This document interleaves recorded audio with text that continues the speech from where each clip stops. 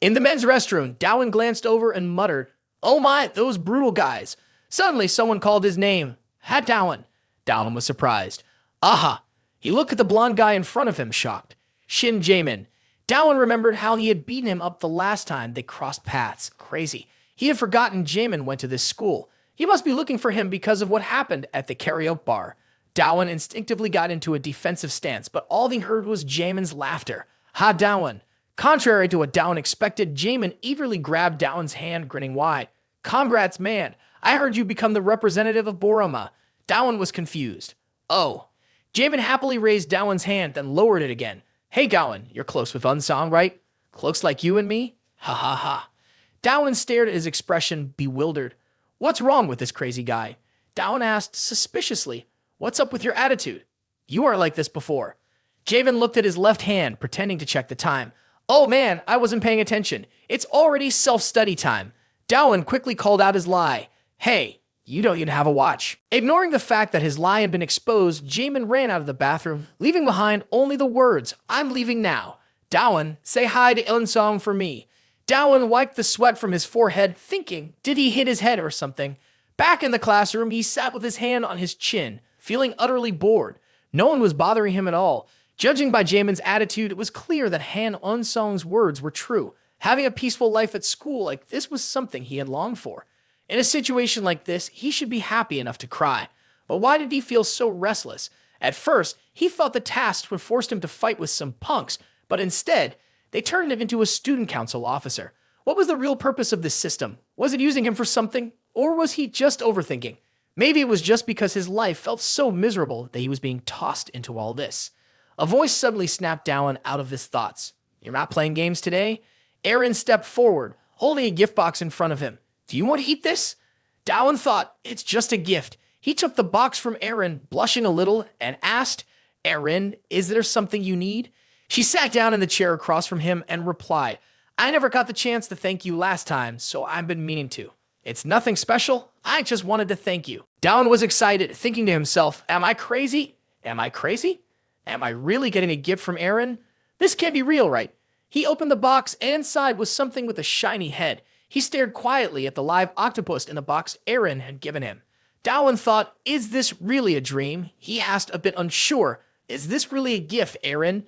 She answered innocently, "Yeah, you were hurt really badly that day. I heard live octopus is great for recovery, so I brought it here." His hands trembled as he held the gift box. "Oh, I see.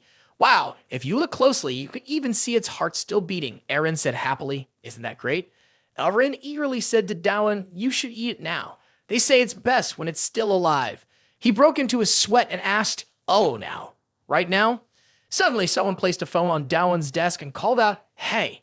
He looked up, A guy with pink hair and 2 beauty marks on his face said, "Play it again for me," and walked back to his seat. Aaron watched him walk away and asked Do Wan, "Is that your best friend?" He followed the guy with his eyes and answered her, "No." In the darkroom was a place where photos are processed and printed. Inside the room, on the shelf, there are many different cameras and lenses displayed. A voice says, "It's strange to see you shake hands with someone else." Unsong sits on the sofa, silently listening as the other person continues, "Unsong, I've never seen you do something like that before."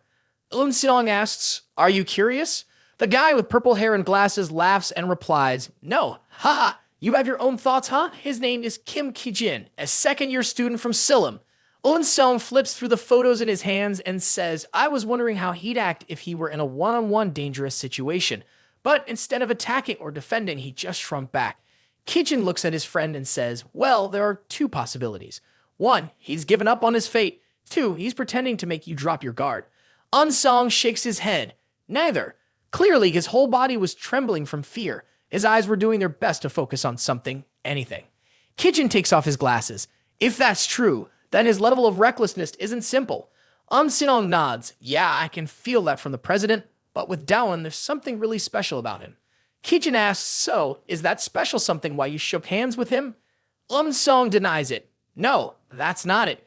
Unsong smiles slightly. "Just keep that in mind for now. Honestly, facing him directly would be more interesting than just hearing me talk about it." Back in Do Wan's classroom, Aaron was surprised to see him stand up. Do Wan grabbed the phone from the guy with pink hair and 2 moles on his face and walked over to him. He thought, this idiot's about to get what's coming to him. Do Wan stood in front of the guy's desk and said, "Hey, get up." He was fuming inside, thinking, how dare you ruin my sweet moment with Aaron? In the dark room, Kijin was sitting with his legs crossed, holding a can of beer and asked, "Wow, class 3 is quiet today, huh?" Unsong pulled out a photo and said, probably because of this guy. Kijin raised an eyebrow in surprise. Huh. Then he laughed and said, that crazy guy Songo is in class 3 too. So he's in the same class as Do Wan. Ha ha ha. Looks like we've got a show to watch. Unsong was holding a picture of the pink-haired guy with 2 moles, his face smashed in from a beating, staring straight into the camera. Back in the classroom, Do Wan handed the phone back to the guy with pink hair. Didn't you hear him, Unsong? I'm Do Wan. I may not be the toughest guy around, but I still want to look good in front of the girls. I can't let Aaron see me looking like a mess. With his usual cocky attitude, Do Wan looked down at the guy who had an octopus clinging to his head. If you want to play a game, go do it on your own, idiot. And if you don't want to get beat up, you better stop messing around. Do Wan smirked to himself, thinking, anyway, none of those silly punks would dare touch me. The guy with pink hair had 2 marks on his face, and after hearing some nonsense from Do Wan, he couldn't take it anymore. Hey, what the hell are you talking about? His name is Songo, a second-year student and a member of the Bongshin District's bullying council. Silla might be too scared to mess with Do Wan, but unlucky for him, Songo is part of the Bonkian crew. Songo slowly woke up. Hey, you, he growled. What did you just say? Do Wan frowned. What, don't give a hands or eyes? Why would I play the game for you? Feeling smug, he slapped Songo's phone against his head. You little brat. Maybe I should tell Unsong. Should I go? I'll go. Songo narrowed his eyes slightly. Do Wan quickly pulled his hand back, stiffening. Songo took his phone back from Do Wan's hand. Sorry, he said. I heard I could ask you for help. I didn't know if you didn't like it. Do Wan looked confused. Of course I don't like it. Why would I? I'm letting you off this time, got it? Flushing, Do Wan turned away. He thought, why am I even worried? Anyway, I have to look good in front of Aaron, the true manly side of Do Wan. He saw Aaron's friend pulling her out of the classroom, still talking endlessly. Why do you keep running to other classrooms?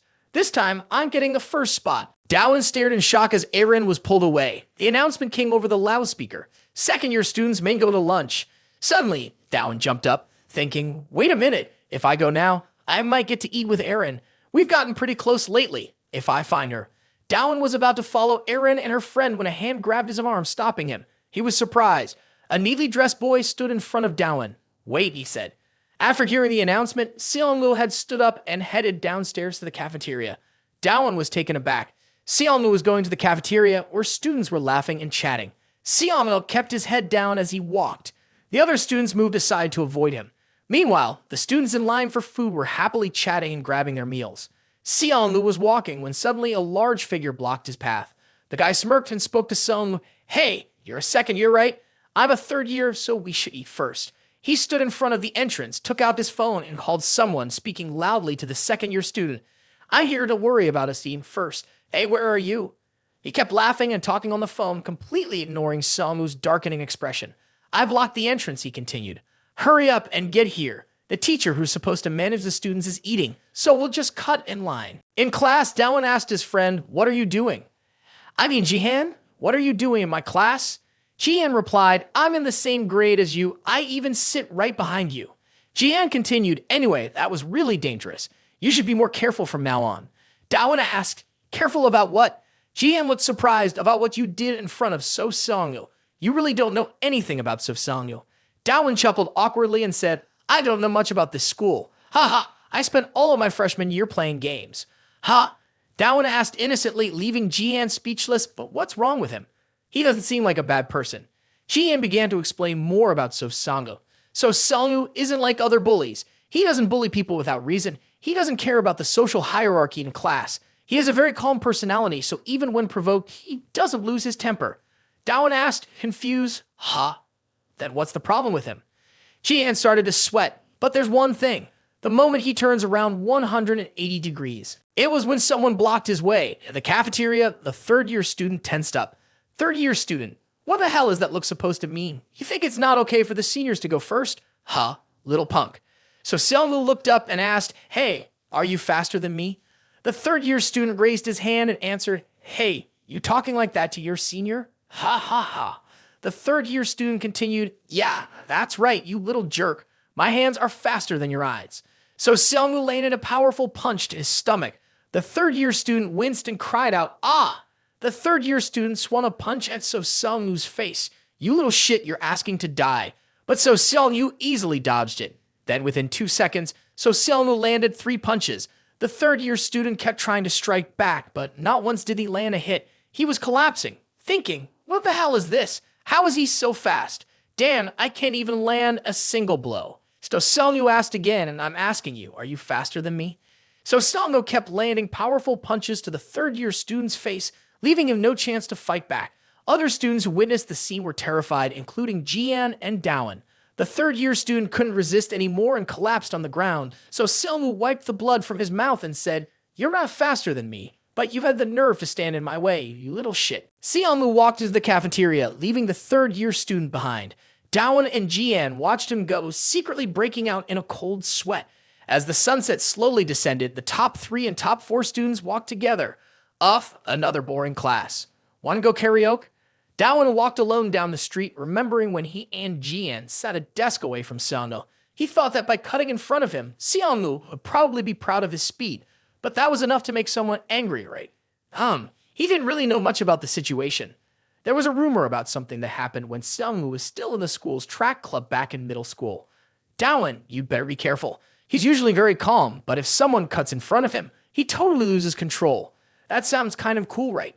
In other words, as long as I don't cut in front of him, nothing bad should happen, right?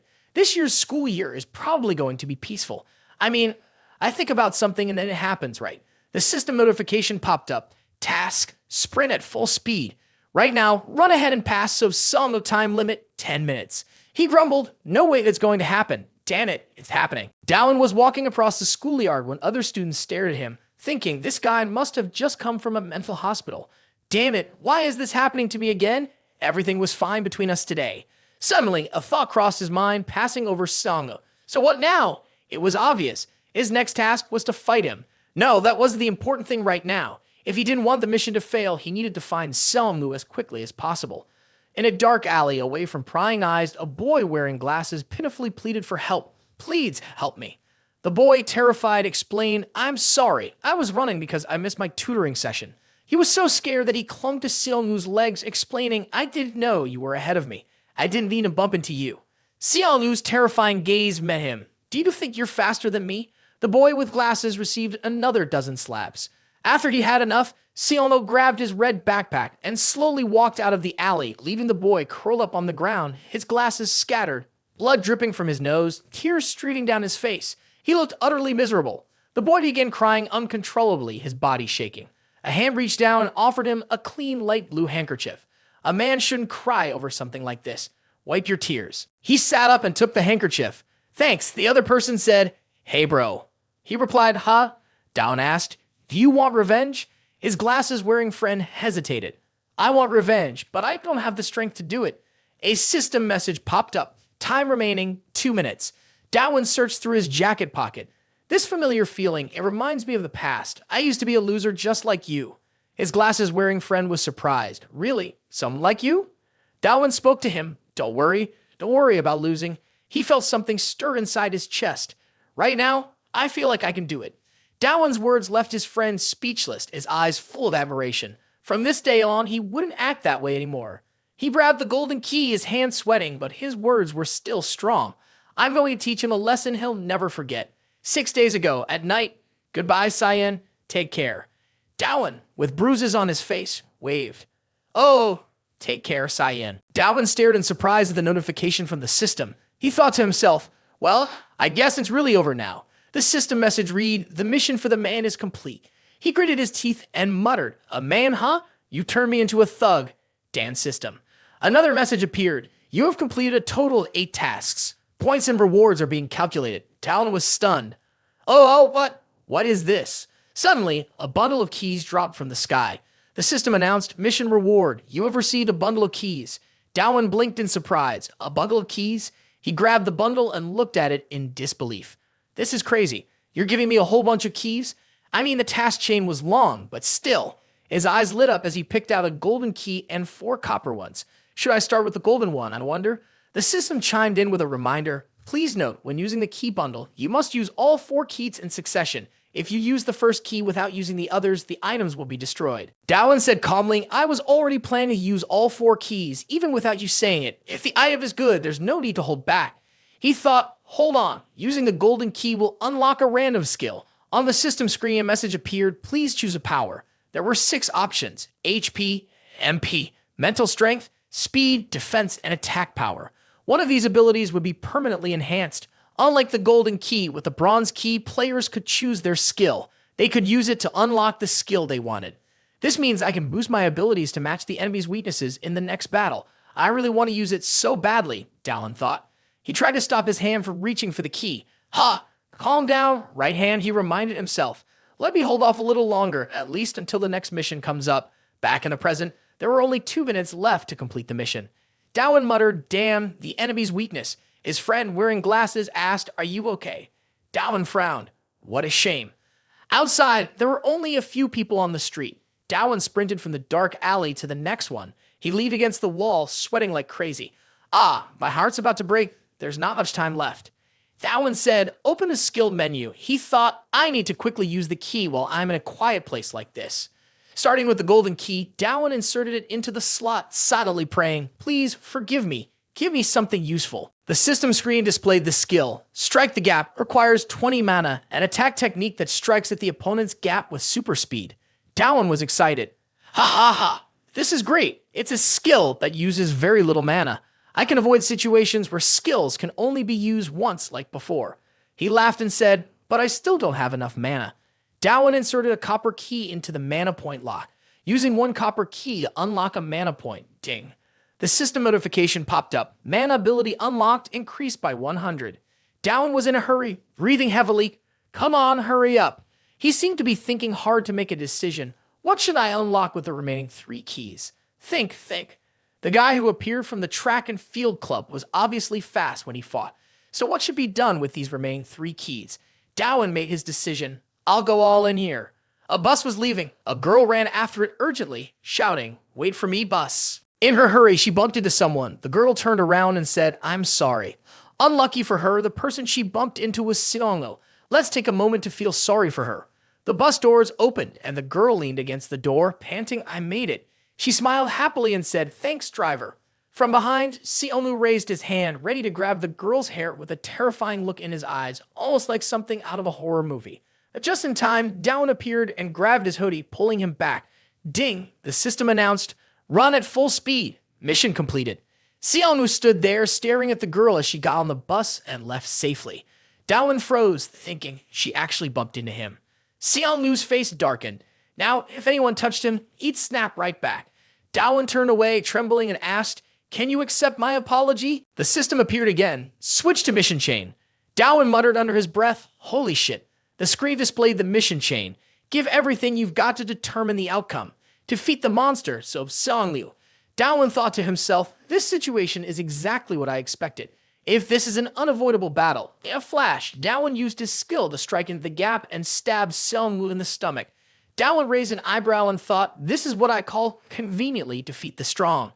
Seeing Songo bend over in pain, Do Wan felt a surge of joy and thought, nice, he took the hit. Songo, furious, his face full of bloodshot veins, yelled, you bastard.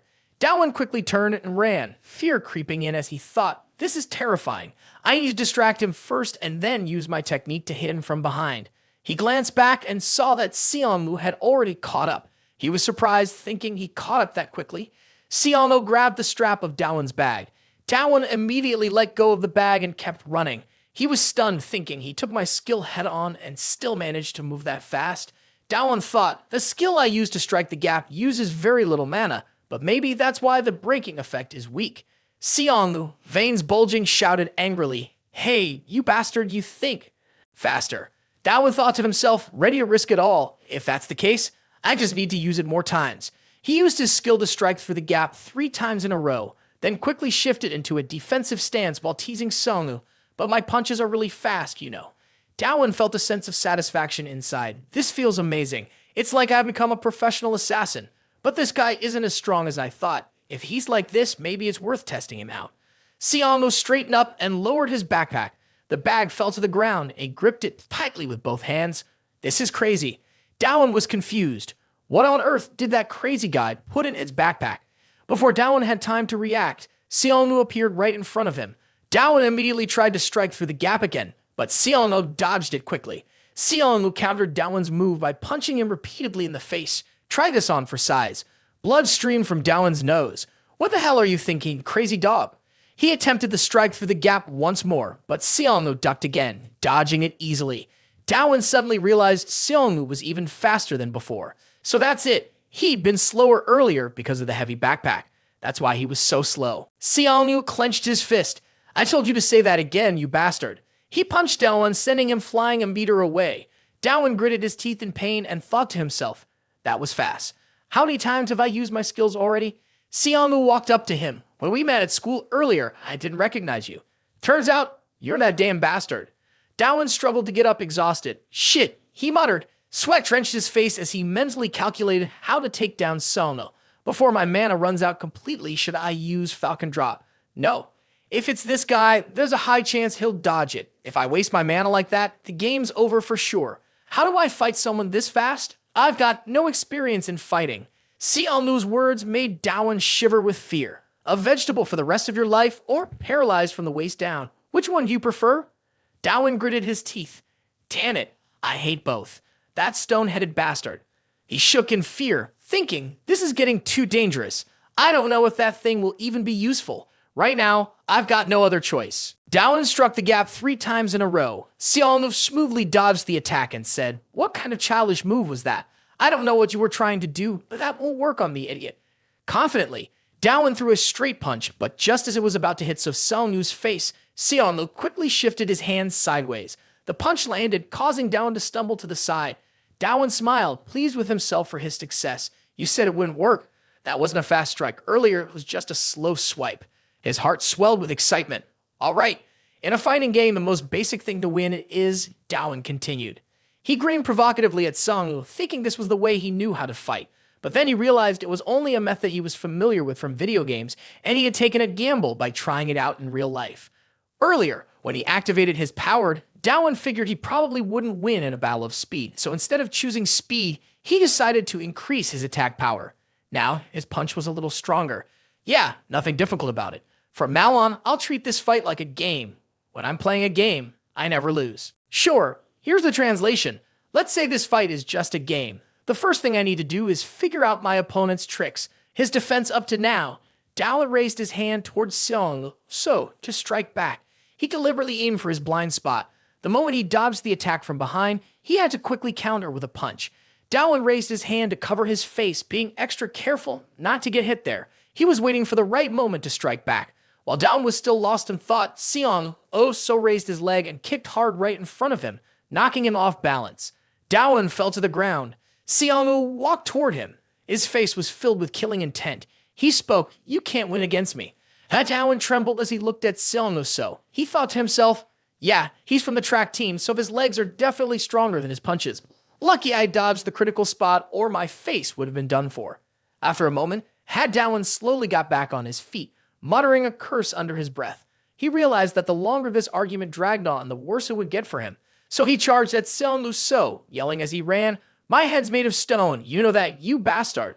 Let's settle this once and for all. Come at me. Do Wan charged forward and repeatedly stabbed at Songo, but unfortunately, Songo always managed to dodge. Despite this, Do Wan didn't get discouraged. He kept attacking. In the end, the surrounding crowd unknowingly helped him land a blow on Songo. A happy smile appeared on his face, and he wasn't about to hide it. At that moment, Songo was staring right at him. It turned out he had missed the strike, so Songo's hand was gripping Do Wan's tightly. Before Do Wan could react, Songo landed a punch to his chin. Songo angrily asked, what the hell do you think you're doing?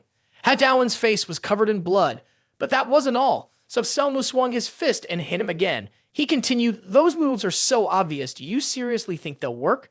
Songo then kicked him hard, sending Do Wan flying. Through gritted teeth, he growled, you don't have anything worth showing off, you little rat. Do Wan was lying helplessly on the ground, coughing weakly a few times, and then muttered some strange words. He thought to himself, did I get hit that hard on the chin? My body's not obeying me at all. I need to do something quickly. Hadawan glanced back at Songo, who was slowly walking toward him. He had to figure this out. Hadawan quickly opened his system menu, checking the status window for blind spots, skills, and his attack methods. His stamina was already running low. HP 92/1000. HP and MP only regenerate when I sleep, so I have to find another way to win. MP 4300. With this amount of MP left, I can only make 2 more attacks on the blind spot.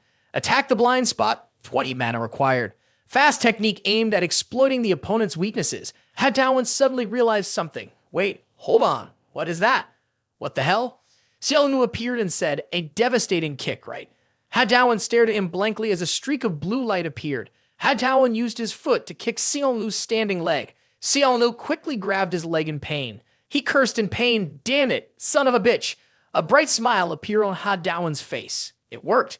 It's not like the eagle dive. The description said to take the opponent down with your foot, so hitting this spot can totally be done with another part of the body. It turns out that this skill isn't just about using your fingers to attack.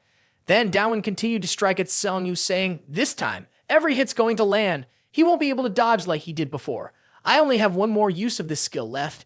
This is my last chance to win, and I've figured out how. To do that, I first need to block his view and then land a final blow. With that, Dowan sat up and grabbed Songo's shirt. By the time Xiaonu realized what was happening, Dowan had already slammed him down, positioning himself for the quickest takedown. Dowan was ready to throw a punch at Songo's face. Suddenly, Xiaonu caught his hand, kicking him away with his foot. Dowan rolled across the ground for a while before finally coming to a stop. Xiaonu laughed. Ha ha ha, I should have just done this from the start. At that moment, Xiaonu was holding a piece of broken brick in his hand. I have to be the fastest, he muttered. The loudspeaker announced, next is the boys' 100-meter race for the middle school. Xiaonu silently swore to himself that he would do whatever it took to come in first place. A man, who seemed to be the principal, handed him the trophy. The principal even congratulated him. But the truth was, Xiaonu hadn't actually won first place. That honor went to another boy, while Xiaonu ended up in second. On days when he couldn't perform like that, he would clutch that trophy tightly, his hand trembling with anger. When I got home, my dad, Songo, got furious and yelled, why did you let that kid take the #1 spot? He shouted at me while hitting me with his cane. I had to endure him beating me all through the night. When I was younger, my dad never missed out on being in first place. He kept hitting me and yelling, I told you, no second place, only first place. If you're not in first, it means nothing. He even smashed my trophies. My dad used to be a promising athlete. After a car accident, he suffered lasting injuries to his leg. He yelled, you think I don't matter because of my leg, huh? If it weren't for that accident, the doctor said I would have stayed on the track team. After a moment, he continued, remember this, Songo. You need to live out the dream I couldn't at the next competition. Don't you dare disappoint me. Then he walked out, and I was left trying to sit up. To meet the expectations of a father like him, I struggled every single day. After track practice, I ran all night until I felt like I was going to throw up. My bag was always full of sand, and I pushed myself to the brink of exhaustion like that. But the results were still the same, not much better. Xiaolu was still in second place, nothing had changed. The first place was just too far out of my reach, I decided to give up. Then suddenly his father's words popped into his mind, and in that moment, he figured something out. That night, a guy in first place went to Xiaolu and asked, Xiaolu, what's going on? Why did you call me out here? No matter what Xiaolu had to say, he didn't wait for the guy to finish. He threw something strange at him. These are the guys faster than me. Xiaolu was now pinning the guy down, hitting him. If it weren't for you, all the people who passed me, I just have to destroy them. First place has to be mine, you bastard. And just like that, I became the fastest. Snapping out of the memory, he continued, I once turned a bastard into a vegetable. Because of that guy, I got kicked off the track team my dad left me. Damn life, it's all because of that damn bastard. Dowan stared at him, wide-eyed, you're insane. Suddenly, he held up a brick. It's just a way to feel something, no big deal. So what happens now? Come on in. What are the things you need to win the game? Out of nowhere, an item appeared above Songo's head, an octopus. Dowan smiled when he saw it. Lucky, it showed up at the right time. When I pulled him at the bus stop, I had placed the live octopus inside Songo's shirt. Since there was no reaction, I thought it had fallen off somewhere. Songo quickly started pulling the octopus off his head. You got angry, cursing a few words, then threw the octopus away. Nothing special. Suddenly, black liquid started dripping from Songo's head. He quickly hugged his head. What's that? Dowan slowly stood up at that moment and explained, you were holding the octopus like that. Of course, the ink had to spill out, you idiot. Now block his sight, just hit the blind spot left, then I'll move in on Songo quickly. If I do it the usual way, the damage won't be enough to win, so I need to make sure. With a fierce look on his face, Hatawan rushed toward him, aiming to end it once and for all. Xiangyu! Angrily, Xiangyu yelled, I can't see a damn thing. You a shoal. Hatawan came down on him with a powerful strike, but Xiangyu managed to dodge. For a moment, the image of Eren appeared faintly in Hadawan's mind. Thanks, Eren. Hadawan gritted his teeth. This victory was for you. Then he slammed his head into Songyu's chin. Xiangyu couldn't stay on his feet and fell. His face was now covered in black ink. Hadawan, breathing heavily, said, I told you, my head's pretty tough. The system window appeared and the strategic battle task was marked as complete. The reward for completing the task read, you have been awarded the boss key. Hadawan bent down excitedly to grab the key. Oh, it's the boss key again? Is this really going to be the hardest level? Will I make it to the highest rank? I'm so tired. Suddenly, he felt dizzy. He coughed a few times. Wait, is my body? My stamina running out? My HP is dropping fast. It's at 3 out of 1,000 and going down. Last time, I used up all my stamina and passed out. If I pass out here and that guy wakes up, I don't know what he'll do to me. I have to figure something out. Then Hadawan looked at the system window as if he understood something. He grabbed a key and inserted it into the slot on the screen. Sure enough, it opened. Stamina unlocked. Your HP has increased by 500. Hadawan focused on the stats displayed on the system window. HP 501 out of 1,500. He couldn't believe his eyes and collapsed to the ground. Am I alive? I'm alive. This is really a last resort. Guess I'll have to use the rest of the keys. Maybe it's for the best. Of course, he decided to use the golden key first. Unlock specialized skill. Storm Fist active. Requires 200 mana. The skill allows you to throw consecutive punches to deal damage to your opponent. Hadawan couldn't help but exclaim, this is insane. It's really happening. I've been waiting for this skill forever. Finally, I got it. Even though it has one downside, that it takes 200 mana to use this skill, the mana stat has been unlocked, so MP has increased by 100. There's just one key left. I can use it to boost my mana rate. Haha, I guess it's really over now. Without that octopus, I would have been done for. I can't eat this, so I'll take it home with me since it's a gift from Eren. I should name it. I'll call it Candy Worm, but it's gone now. Hadawan searched around and then he saw a cat with the octopus in its mouth. He stared at it in confusion. When it heard him, the cat quickly ran off and Dowan immediately chased after it. Hey, Candy Worm, he shouted, tears welling up in his eyes. Back home, Hadawan held a picture of the octopus in his hands. I'm sorry, Eren. I'm sorry. I couldn't protect Candy Worm. As he wiped his eyes, stumbling, his phone rang. It was his mom calling. Hello, Mom. His mom asked, Hey, son, how was your first day of sophomore year? He hesitated before answering, well, I thought I was really going to die. Sob. His mom chuckled and replied, That's understandable. You've been working so hard with your studies, right? I remember going through something like that too. Hey. Hadawan then asked his mother, Mom, you've been traveling for work all day. You must be really tired, right? Where are you now? His mom replied, Right now, I'm in the United Kingdom and Northern Iceland. Hearing that, Hadawan froze for a moment. He shakily asked, in that famous country, could it really be the world? His mother interrupted him, laughing. What do people call it? All right, it's called England, haha. Anyway, make sure you eat well. Tomorrow is your dad's memorial. Do you remember? Hadawan responded, Yes, of course I remember. You're so busy, so you won't be able to visit him, but I'll go on your behalf. His mother said, I know. Thank you so much. Don't worry, I've got work to do, so I'll hang up now. Take care, okay? She ended the call and Hadawan turned to look at the family photo on the shelf. Then his eyes shifted to the achievement board. He stared at it for a while, then suddenly stood up and said, Well, time to eat. Why do I suddenly feel like having stir-fried octopus today? Somewhere on a construction site, a voice shouted, So basically Songo totally lost it. He had an argument with Representative Borome. In the end, he couldn't win right. The person standing next to him responded, Yes, that's right, holding a wrench in his hand.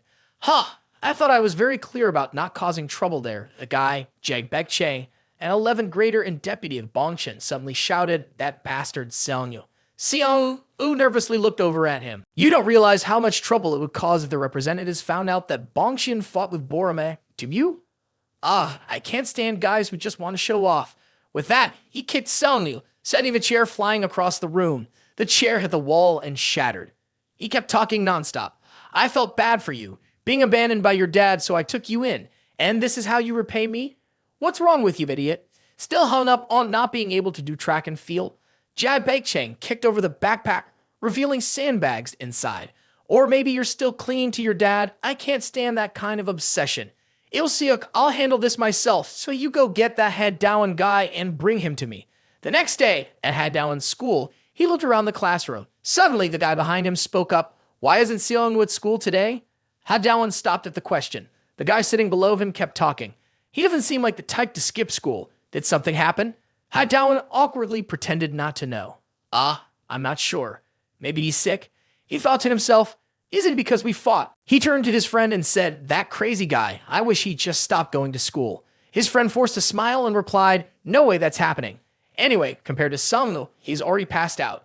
At least for now, I can enjoy a peaceful school life, right? Suddenly, another friend ran in shouting his name. Dawan, some strangers are causing a scene at school and are looking for you. What did you do? One of them came forward and said, found him. This is class 113, right? The blonde guy grabbed his friend's head and asked, not gonna answer, want a beating? He slapped his friend a few times across the face. Terrified, the friend answered, yes, that's right. Ilseok glanced inside the classroom. Hadawan was drenched in sweat. Who are these guys? Ilseok walked up to him and said, first time meeting you, Senior Hadawan. Hadawan was sweating bullets. You're not even from our school. Why are you calling me senior? Are you with the bullies or something? Shaking, Hadawan asked, why are you looking for me? What did I do wrong? Ilseok spoke up, Senior, come to Bongshin with us. Hearing this, Hadawan thought to himself, if I go now, I'm definitely done for. Though terrified, he still tried to act tough and said, why? I don't want to go. My survival instincts, honed for 18 years, are screaming right now. Ilseok coldly replied, then I'll have to drag you there. But if you resist, I'll ask you one question. There are 10 people here. Do you think you can take them all on by yourself? Hadawan thought to himself, this is crazy. Of course, I can't fight 10 of them. That's impossible. His friend at the table, clearly scared, stuttered his name, Do Wan. He thought to himself, is there another way out of this? Who are you? Suddenly, a strange voice interrupted. Ilseok turned to look. What the hell are these Bongshin guys doing here? Unsong, looking really cool, walked into Dawan's class. Ilseok frowned and looked at him. Unsong. The blonde guy glared at him. What's it to you, you dog? You can tell just by looking right. No.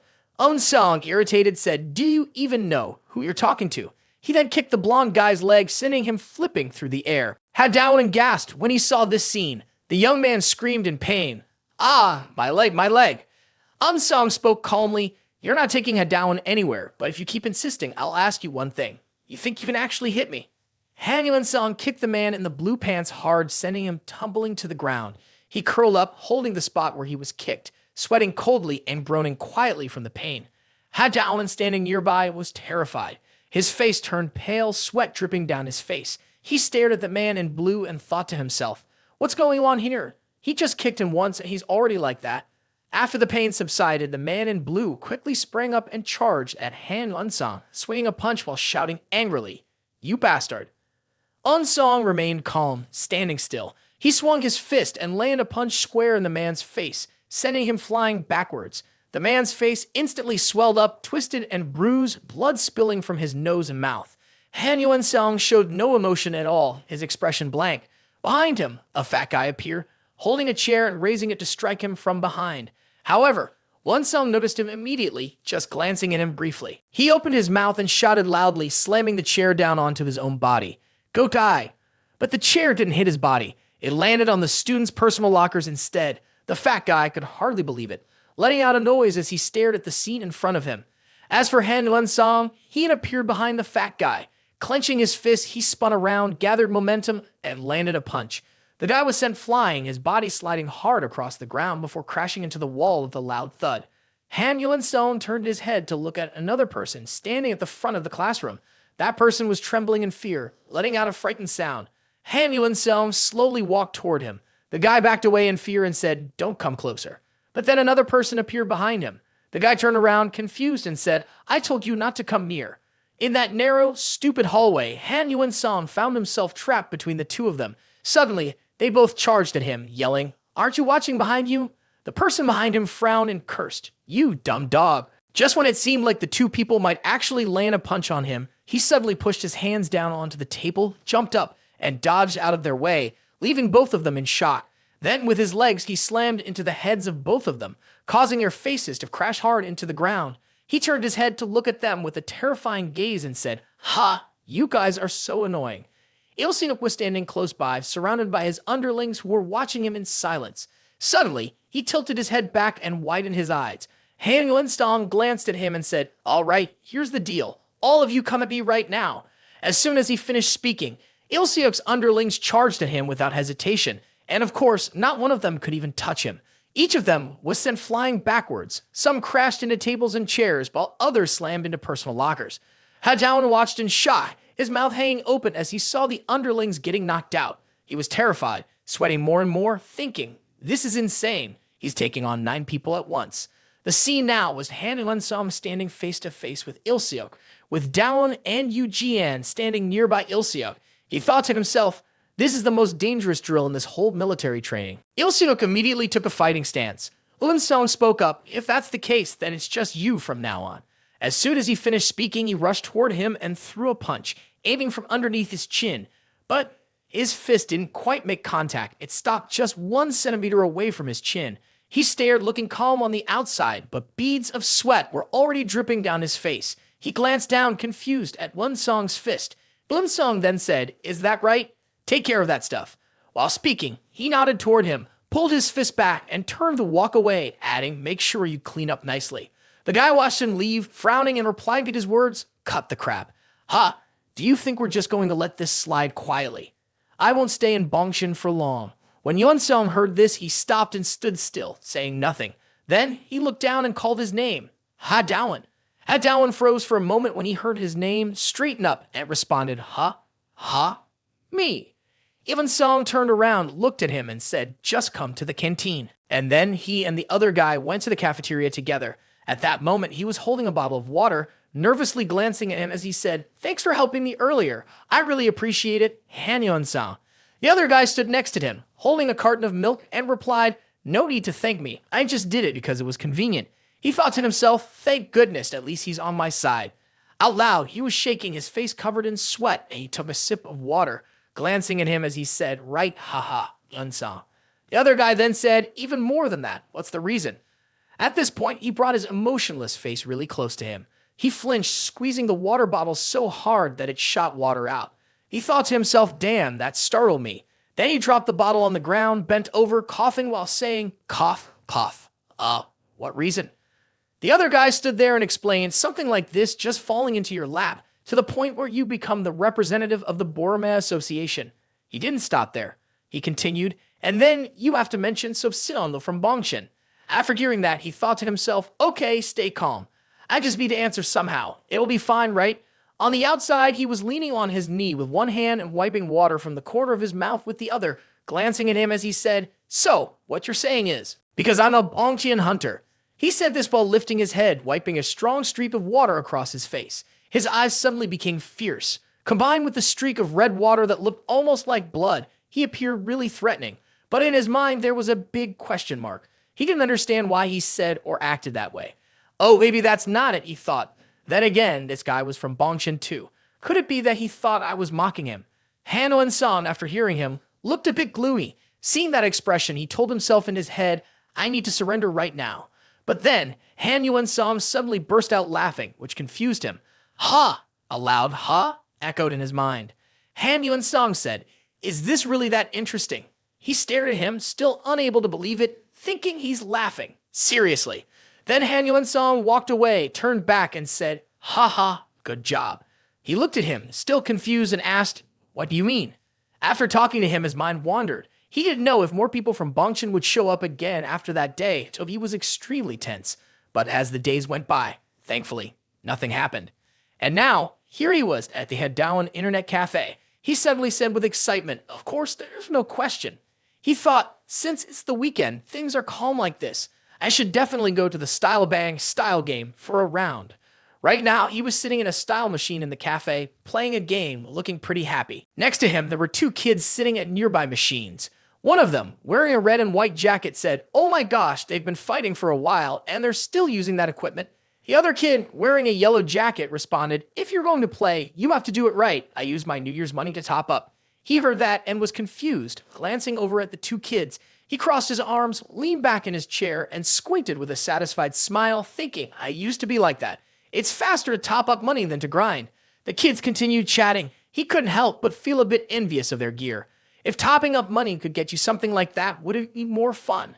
He then wiped his eyes, feeling a bit teary, and thought, oh, why am I suddenly tearing up? At this point, the two kids got up from their seats.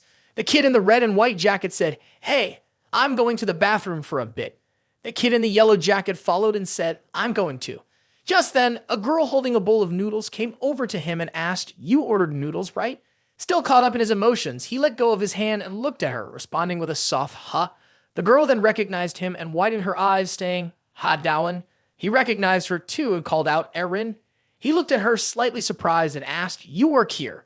She placed the bowl of noodles on his table and answered, well, I don't work here full time. My dad is the manager, so I just come by sometimes to help out. Hearing that, he blushed and laughed, thinking to himself, his dad is the director here, the owner of this internet cafe.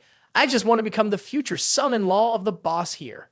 Out loud, he said, that's awesome. I really like it. She heard him and immediately asked, what's so great about it? Then she suddenly froze and said, wait, did you ask for something else? Hold on a second. Without another word, she turned and ran off. He was surprised and quickly called out after her, ha? No, it's not like that. At that moment, a group of young guys had gathered around the computer of the kid wearing the red and white jacket from earlier. They were doing something on his computer while chatting among themselves. The guy in a suit leaned against the nearby computer and looked at the people at the kid's machine, saying, whoa, look at this. I didn't expect there would be so many items in this topic. The guy sitting in the chair replied, let's go teach that arrogant kid a lesson. He was confused and leaned forward to get a better look at them, letting out a small hum in disbelief. The group then started urging each other, hurry up, come on, come on. He stared at them, eyes wide in shock, muttering to himself, damn it. What? That place is clearly. A little while later, the group of young guys stood up and walked out just as the two kids were coming back from the bathroom. As they passed by, the two kids looked at them and smiled. The kids still didn't know what was going on.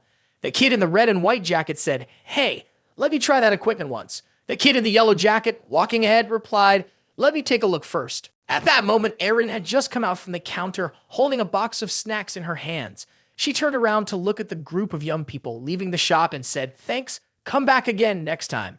The boy in the red and white jacket, after sitting in his computer, was so shocked that he broke into a cold sweat. He muttered in disbelief, nothing's gone. When Erin approached him and saw his condition, she raised an eyebrow, puzzled. The boy then suddenly shouted, all my items are gone. Erin immediately asked, what happened, kid?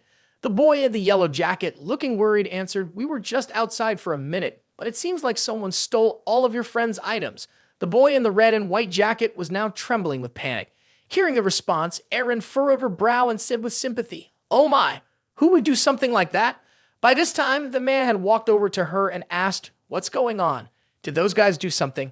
Could they have stolen the items? She turned to him and asked, Do Wan, did you see anyone do this? He replied, of course, I didn't see anything. The boy in the red and white jacket then stared intently at him. The boy walked up, gently tugged at his sleeve, and said, please help me.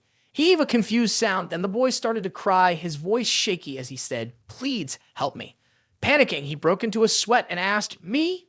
What do you mean? Just then, a system notification appeared. He thought to himself, I knew it. The task is to eliminate the thieves. After stealing all the items, the thieves ran away. Eliminate all of them. Number of thieves to eliminate, 4. Reward, silver light key. He couldn't believe it. He looked at the words, eliminate all, number of thieves to eliminate, more than 4. Do Wan couldn't believe it either. This time it's not just 1, but 4. I'm not Unsong. How could I possibly defeat 4 people? This is impossible. At that moment, Erin looked at him with pleading eyes and said, Do Wan. The boy in the red and white clothes also looked at him with a pitiful gaze and called out, please help me. He panicked, glancing back and forth between the two of them. Then suddenly, another system notification appeared, revealing there was a hidden reward in this mission. As he read the notification, his mind was filled with surprise. The scene shifts to another alley near Erin's internet cafe. The group of young people from earlier are now in that alley. After stealing the items from the boy, they're now discussing how to sell what they've taken. One of them speaks up, saying, we need to post these on Item Pay right away. Item Pay is the website where items are sold. Another one in the group quickly responds, yeah, that sounds good. If we sell everything here, it's not just about the booze. Just as they're talking, suddenly, One of them gets kicked in the head, causing him to fall forward and drop his phone. One of the others in the group jumps back in shock and curses. Damn it, what the hell?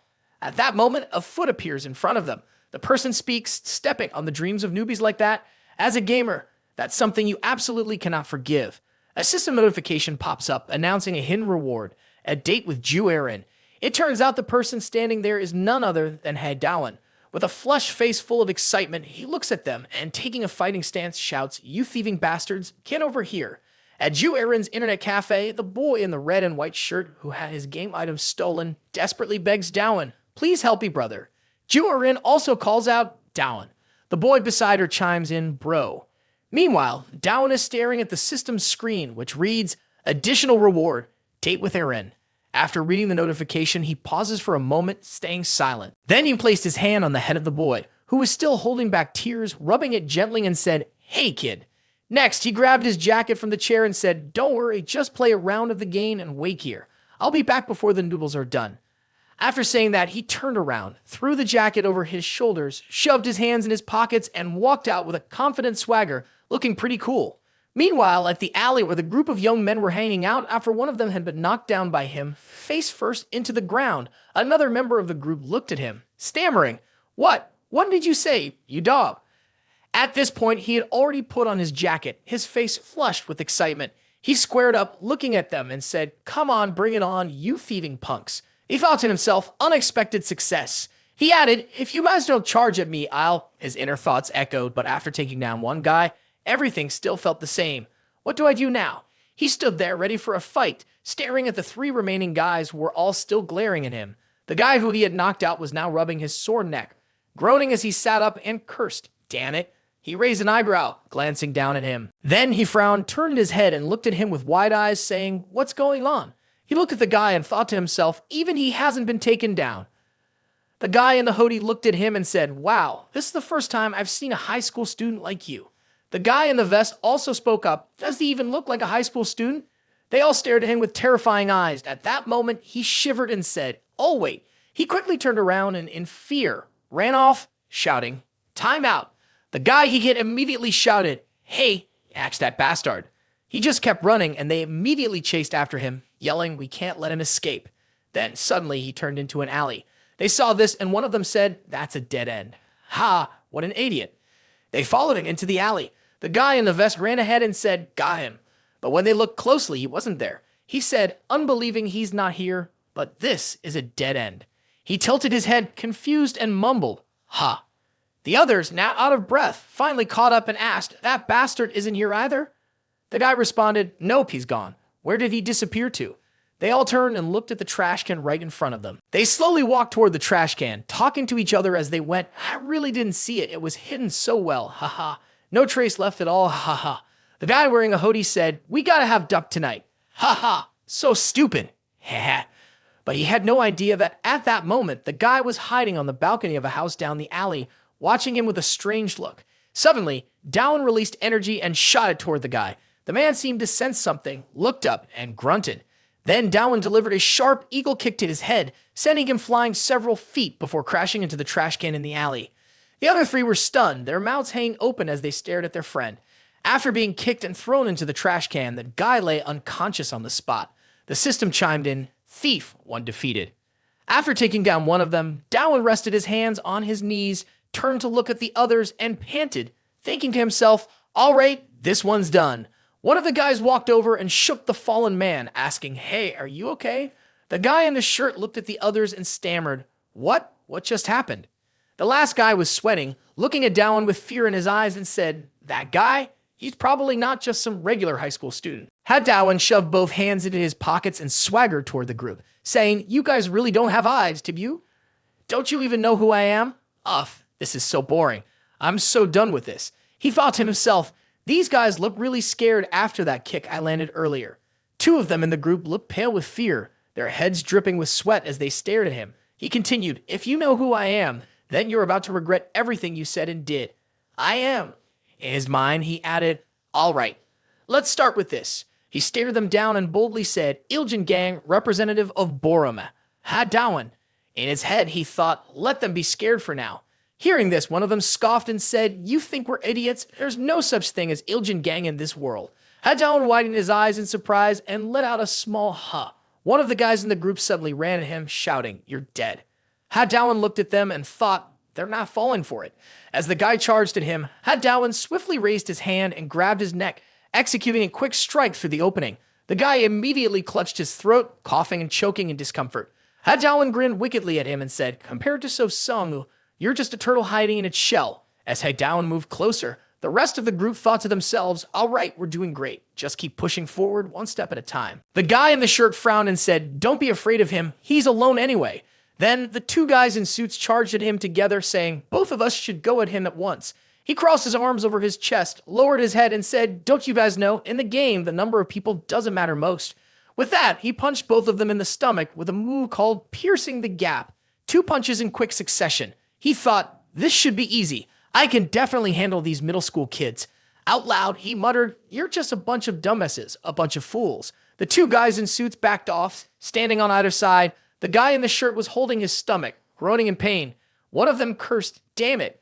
Inside his mind, he thought, "These damn idiots may be weak, but I'm no better. Without skills, one wrong move and I'm done for. If I keep going like this just a little longer, and I've got this." As he thought this, he took slow, deliberate steps toward them. The guy in the suit on the right of the guy in the shirt looked at him, then noticed the other guy was backing up as well, and asked, "Hey, why are you guys backing up?" The guy in the shirt replied, "Damn it, it's because that guy keeps coming toward us." The other one spoke up, "Relax, I've got an idea. On the count of 3, we'll charge and surround that guy." The other 2 nodded. He then started counting, 1, 2, 3. Looking at them, he said, "Do you know what the most effective method is when you're dealing with trash like this?" As soon as he finished counting to 3, the man heard him and looked at him in confusion, sweat pouring down his face. "Ha!" he muttered. The man, now with his back against the wall, snapped, "What the hell are you talking about? You crazy or something?" Dowan activated a strength boost, raised his fist high, and growled, "Hunt." Without another word, he started punching them repeatedly with a barrage of blows. The system then displayed notifications. Thief killed, 2. Thief killed, 3. One by one, the men were punched so hard their faces were mangled, and they were thrown a distance away. Dowan stood there watching the 3 of them crash into each other. Sweat dripped down his face as he panted heavily. He raised his hand and looked at it, thinking to himself, "What? This happened when I fought Songo, and happened again when I fought those guys earlier." Breathing heavily, he widened his eyes in disbelief and thought to himself, "This feels just like I'm playing a game." Suddenly, he held his head and screamed inwardly, "No, this is too dangerous. I can't lose my humanity like this." At that moment, Aisha C., still wearing a wrinkled shirt, groaned as he crawled up, letting out a yell. He, with a couple of missing teeth and tears in his eyes, looked at him and said, "Please help me. I swear I'll never steal again. I'll return everything I took." He looked at him and thought, "I can't believe I'm hearing a plea for help. Do I really look like one of those awful guys?" At that moment, he turned his back and walked toward the trash can, saying, "Return everything you stole from the internet cafe and apologize to that kid." The thief immediately responded, "Yes, yes, of course." He grabbed his jacket, frowning as he brushed off the dust, thinking to himself, "I'm not crazy. At least I haven't completely lost my humanity." Then he paused, stopped brushing off his jacket, and added, "But if I let you go?" The thief looked up at him, nodding. At that moment, the system displayed a notification. Number of thieves eliminated so far, 3 out of 4. Without hesitation, he sprinted toward the thief, crossed his arms in front of his chest, and with a tense look, kicked him square in the face, shouting, "I'm not going to get the extra reward for this mission." The young man, hit by the kick, immediately spat out blood, his eyes rolling back. He collapsed to the ground, unconscious. The system then showed the notification. Thief eliminated 4. Mission to eliminate thieves completed. He picked up the silver key that was part of his reward and laughed, saying, "Just as I thought, the highest reward." Ha ha. The system showed another notification. Mission reward complete. You have received the silver light key. He blushed with excitement, grinning widely, and turned his head, thinking now there's just the bonus reward left. He then headed back to Aaron's internet cafe. The 4 young men, who had been knocked unconscious by him earlier, were now awake. At that moment, they were kneeling in front of the cafe, repeatedly bowing their heads and shouting loudly, "We promise we will never steal again." It turned out they were apologizing to the boy in the red and white jacket. The boy sat on a chair, arms crossed, frowning as he said, "Fine, I'll forgive you this time." Hearing that, the group of young men took turns saying, "Thank you for forgiving us. From now on, we will be different. We'll work hard to become better people." He stood there, raised his fist, and shouted, "If you ever do this again, I'll beat you to death."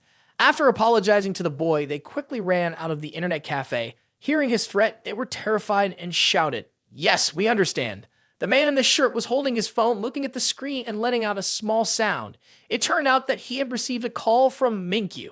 One of the people there noticed this and suddenly stopped and spoke up. "What's going on?" "Hurry up." The man continued staring at his phone screen, letting out another small sound. Aaron looked at him and said, "Thank you, Do Wan. If you hadn't caught those thieves today, my shop would have been shut down. I'm so glad you were here. You really scared me for a second." He pointed to himself, grinning proudly, and replied, "Oh, really? If anything happens in the future, just call me." Aaron quickly responded, "Can you wait a minute? The other staff just arrived. Let me invite you to eat. Your noodles have already expanded." Hearing that, he blushed and muttered, "Keys." He smiled happily as he looked at her, listening to her say, "Okay, I'll go change and be right back." In his head, he thought, "Wow, I really am starting to date Aaron now." Then suddenly his eyes widened and he thought, "Wait," she added, but my top's a little short. Do you think it's okay?" She raised her hand and gently rubbed the back of her neck, showing off a bit of her charm. At that moment, he blushed so much he felt like he was steaming. He couldn't take his eyes off her. At an elementary school, there was a little girl who seemed to have just fallen. She was holding her sore leg and wincing in pain, making little ah-ah noises. A chubby girl wearing a black hoodie looked at her and said, "Hey, did you tell the teacher?" Another chubby girl stood beside the first one. She was wearing a red hoodie. The two of them looked like twins because they resembled each other so much. The girl in the red hoodie said, "How stupid. Still don't get why you're being ignored." Do Wan thought to himself, still remembers, Suddenly, a boy walked up and stood in front of the little girl, blocking the two chubby girls. He looked at them and said, "Stop bullying we people, you pigs." The boy was Do Wan, a first grader at Flower Road Elementary School.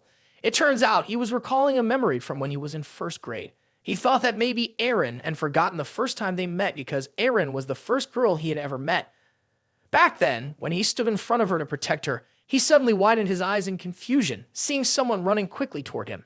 It was a girl in a pink shirt who ran up and punched him hard in the stomach. She said, "You're interesting." Then she asked the same question as before and punched him straight in the chest. The girl, after punching him, immediately glared at him, raised her fist, and threatened, "You idiot, you want to be isolated too." The two twin girls stood behind her, clapping and cheering. Sure enough, it was her. The girl in the pink shirt who had punched him was actually Aaron, a first-year student at Flower Road Elementary. After that punch, whenever he was at school and she was around, he would quickly avoid her or try to make himself invisible. He thought to himself, "Aaron is really scary, so I always try to stay out of her sight to have a more normal school life." After that, we didn't have any special interactions. Aaron and I didn't go to the same junior high school either. I thought I'd never see her again. But then, 3 years later, as he was carrying a bunch of stuff and putting it away, a female student came up and called him. "Hey, you dropped this." He turned around surprised. The girl was none other than Jew Aaron. She handed him the item, smiled, and said, "Is this yours?" He thought, "I met Aaron again in high school. She looked completely different from before, although I didn't remember exactly how." He took the item from her and said, "Thanks." She replied, "This looks weird." He thought to himself, "Once again, my chest." She said it looked really interesting. At that moment, her brother was so stunned by the sight that he dropped everything he was holding in his arms onto the floor. Fast forward to the present. At Aaron's internet cafe, she told him, "I'm going to change clothes, but I'll be right back. My shirt's a little short. Is that okay?" She said this as she turned to walk away. He stood there, watching her leave, thinking, the bonus reward is definitely something else. Then he sat down in a nearby chair, grinning with excitement, and said, "Ha ha, the ultimate reward." As he sat there, he thought to himself, "Oh, wait a minute." He looked at the silver key in his hand and thought, "And there's this too. Before I go back, I have to try it out." After finishing his thought, he quickly turned the chair around and plugged the key into the system. He hoped to himself, "Please don't let it be one of those random chance skills." Then the system displayed the message, "Unlocking specialized passive skill for the weapon master profession. Passive skill, mana cost is negative. Weapon proficiency greatly increased, only effective when facing an enemy wielding a weapon." He stared at the message in disbelief, mouth hanging open, thinking, "So now weapons? If I hit someone with a weapon, wouldn't that be considered intentional murder? Wait, if this skill only works against enemies wielding weapons, then could that count as self-defense?" He was still questioning himself when his eyes landed on the warning text in the system, "Only effective when facing an enemy wielding a weapon." At that moment, Jew Aaron had finished changing and stepped out. She saw him facing away, thinking he was doing something, so she called out, "Do Wan, what are you doing over there?" He quickly turned around to look at her, startled, and said, "Ah, I was just." But then he stopped mid-sentence, his face turning red. After a moment, he said, "Erin, that outfit you're wearing." She nervously ran her fingers through her hair and asked, "Does it not suit me?" He immediately responded, "No, it's not that. That outfit was made for you." Hearing that, she sighed in relief and said, "Really? That's such a relief." He kept staring at her, still blushing, thinking to himself, "Ha, life is really beautiful." Then she asked Do Wan, "What do you want to eat? Since I'm the one inviting, just tell me what you like." He pushed himself up with his hands and said, "Oh, I know a great restaurant. They have amazing steak there." She replied, "Well, let me decide. There's this place I go for tteokbokki. None of my friends can handle it, but I really love it." He thought to himself, "Is it really that spicy?" She then asked, "For you, it might be a bit too spicy. Is that okay?" He answered, "No problem at all." But in his head, he thought, "What's there to be afraid of? If I can handle hot chicken noodles, I can definitely handle rice cakes." Then the two of them went to the rice cake shop she mentioned. When Do Wan looked at the pot of rice cakes, he couldn't help but ask a big question. He looked at the rice cakes and asked her, "Oh, Erin, what is this?" Before he could even finish his sentence, she quickly replied, "It's chocolate mint rice cakes. This is my specialty, but none of my friends can eat it." In his head, he thought, "Isn't Erin standard for friends people with similar tastes? How can anyone eat this?" Just as he was thinking that, he saw her face, looking so innocent and hopeful, and she asked, "You probably don't like it either, right?" Hearing her ask that, he immediately grabbed a big bite and said loudly, "Huh, what are you talking about? This is so good. I can't stop eating." She was happy to see that he liked it and blushed, saying, "Really? You think so?" Then he gave her a thumbs up, signaling that he thought it was great. "Honestly, this is amazing. Seriously, it's so good. Wow, I could go to bed right now without brushing my teeth and be fine." With his mouth full of rice cakes, he closed his eyes and enjoyed the moment, thinking, "Ah, this is so nice. I want a date with Erin." She noticed that he wasn't chewing and asked, "But why aren't you chewing?" Heh, he thought to himself, "Now that I think about it, this is the second time I've gone on a date with a girl." In his mind, the image of the girl he had once dated appeared, along with the task description on the system's mission board. But guy, this girl wants to go shopping with you. Accept the mission and make this girl happy. After that, he went with the girl to watch a movie, then to grab coffee, went karaoke singing, and finally to an amusement park with her. He thought at the time that it was all because of the mission, and he had to do it reluctantly. But wait, why is dating being used as a reward? Is there another purpose here? As he thought this, his eyes widened and sweat started dripping down his face. He turned to her and asked, "Erin, why did you bring me to such a strange place today?" She looked up at him when he asked, but didn't say anything. After a moment, she crossed her arms over her thighs and replied, "Actually, there's a place I want to go with you." He immediately wondered in his head, "Where is that?" The two of them then moved to another location as she spoke again, "Do Wan, that place." He felt his body was acting strangely, sweat pouring out like molten lava. With his head down, his face flushed red and dripping with sweat, he muttered, I'm going to pull it out." It turns out that both of them were playing Jenga. After Do Wan successfully pulled out a piece of wood, he excitedly shouted, "Got it." When Erin saw that he was able to pull the piece out, she smiled and praised him, saying, "Wow, that's amazing. How did you do that?" He thought to himself, he's got that competitive drive. She then said, "Okay, my turn." Hearing her, he looked up at her and said, "But Erin," she replied, "You're really good at this." It turned out he wasn't looking at her. He was actually staring at the tower of wooden blocks she had stacked so high. She stretched her lips, focusing intently on the piece of wood she was trying to pull out. She said, "Right? I'm not great at other games, but I'm really proud of how well I do at Jenga. That's why I wanted to play this with you. If it's about games, Do Wan, you're definitely the best." But then, suddenly, the tall tower she had built collapsed, crashing down onto the table. She teared up, feeling upset, and let out a little cry. He immediately suggested, "How about we try another game?" Inside, he was looking at her face in that moment and silently thinking, she's so cute. Then, the two of them switched to playing a truth or lie game. She went first, and he was the one asking the questions. He asked, "I think I'm very beautiful." She calmly replied, "Yeah."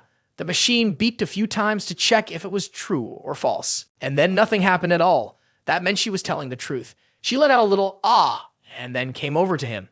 She was the one to ask, "I think I'm really good looking." He immediately responded, "Yes." And nothing happened to him either.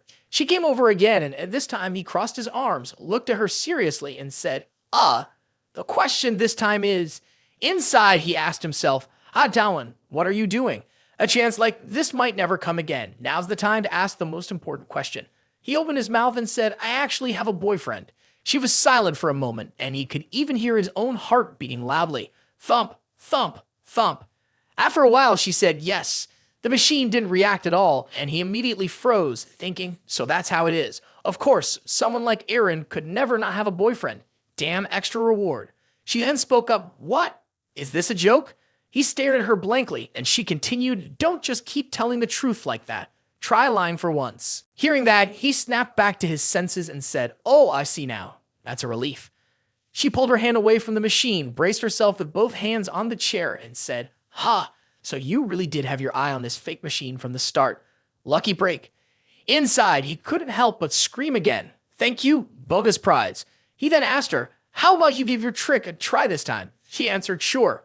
At the same time, at a busy intersection, someone cursed out loud, where the hell did that bastard go? Turns out the guy in the shirt was part of the group that stole an item from some kid at Aaron's internet cafe and got a warning beating from Do Wan. Did he have someone with him? Someone else asked. Are you sure he went this way? The guy, his face covered in bruises, replied, yeah, sir. I saw him with that girl who works part-time there. I must have just looked away for a second. Hearing that, his boss laughed and said, a girl, huh? He's probably nearby. Ha, holy shit. Look at you shaking. Ha ha ha. The guy in the shirt, hearing this, muttered under his breath, damn. His boss responded, don't get so angry. That bastard turned my little sister's pretty face into a mess. Today, I'm gonna find him and smash his face in. As he spoke, he pulled up his baseball cap, revealing a face scarred with a nasty wound on one side of his neck and cheek. He finished speaking, then reached out to pat the guy in the shirt on the head, laughing as he said, anyway, you're pretty cute. Ha ha ha. The guy immediately exclaimed, hey. At that moment, Do Wan and Aaron had just come out from where they had been earlier. Both of them had put on jackets because the nighttime temperature in Korea was pretty cold. Rin walked ahead of Do Wan, laughing as she said, whoa, we were so caught up in having fun that we didn't even realize time had flown by. He tugged at his jacket, laughing as he replied, yeah, you're right. He smiled softly, his face turning a little red as he looked at her, thinking, the atmosphere right now is really nice. I feel like I've gotten so close to Aaron already. She then pointed excitedly at something, walking over to it and saying, Do Wan, let's try this. He turned his head to follow where she was pointing, letting out a surprised sound when he saw that she wanted to try a claw machine game to win a stuffed animal. The shopkeeper, holding a hammer, called out, hey, the childhood nail-hitting game. Use the hammer to hit the nail and win a big doll. There was also a sign on the table showing the rules and prizes. The game cost 3,000 won for one try or 9,000 won for 3 tries.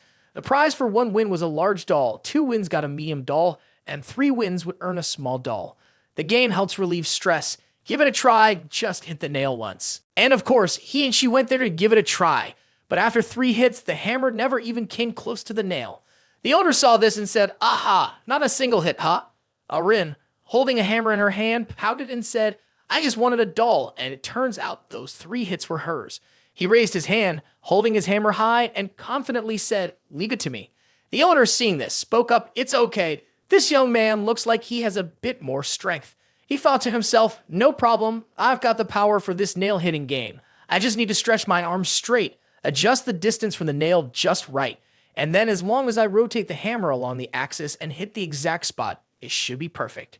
In his mind, complex calculations popped up, and he could even see the angle between his hand, the hammer, and the nail, mentally figuring out the precise way to land the perfect hit. He immediately opened his mouth wide, raised the hammer high, and thought, I'll use this doll as a gift for Aaron.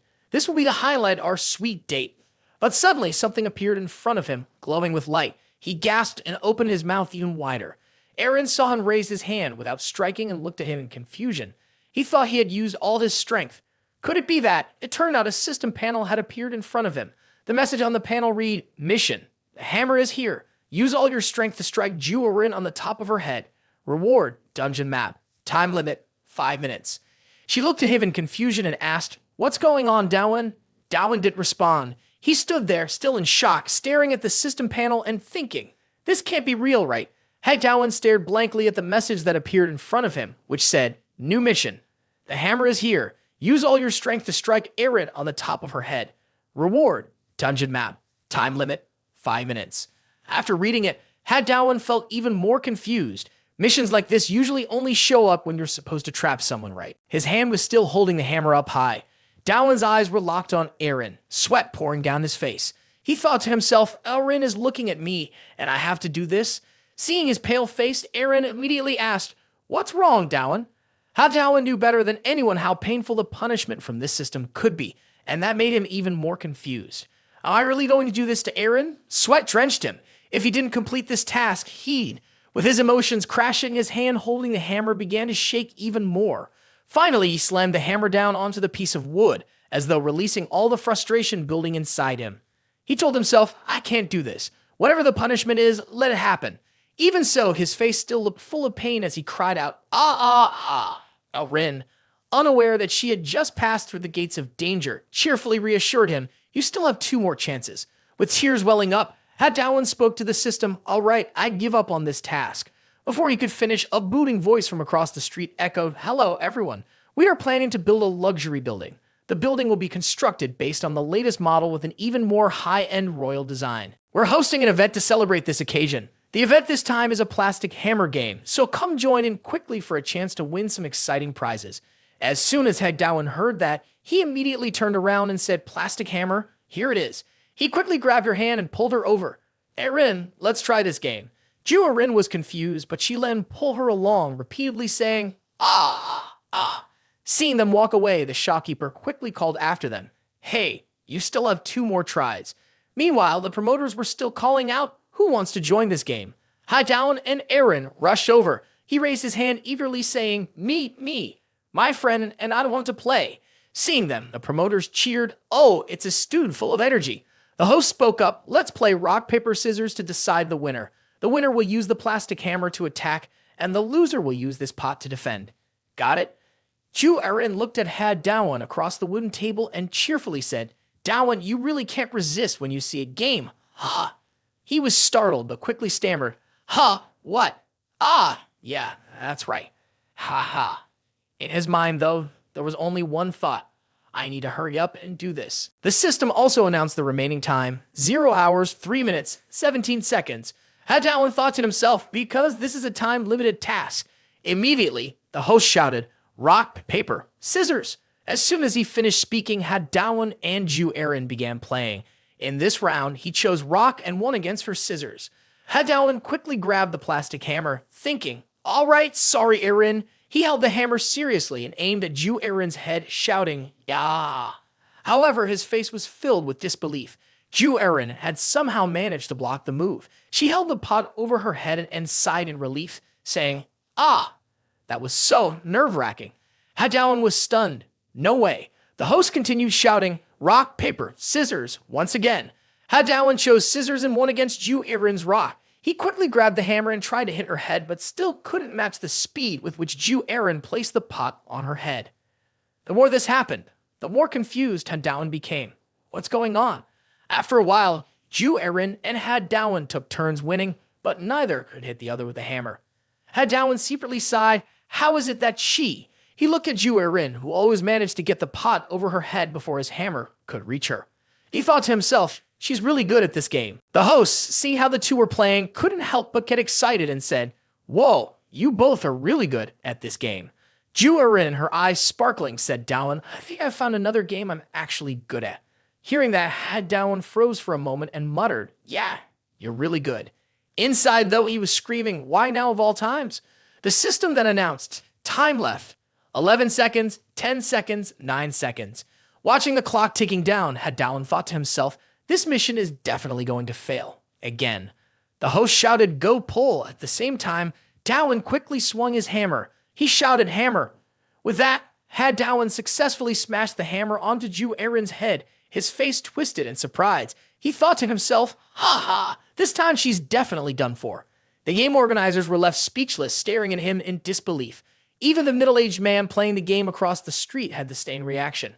Only then did Do Wan take a closer look at the twisted plastic hammer in his hand, shaking a bit, feeling completely confused.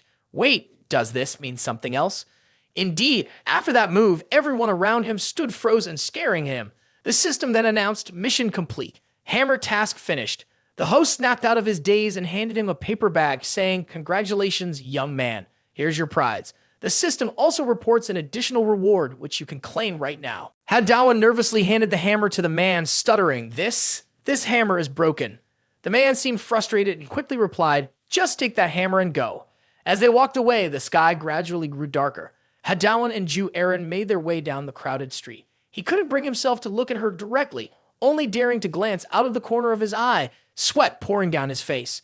When he saw Jew Aaron's head lowered and her expression serious, Hadawan suddenly felt like everything was falling apart. He thought it might have been better to just quit the mission and accept the punishment. Hesitantly, he spoke up, "Aaron, I know you're really upset, but..." Before he could finish, her laughter suddenly rang out. Ha ha, ha ha ha.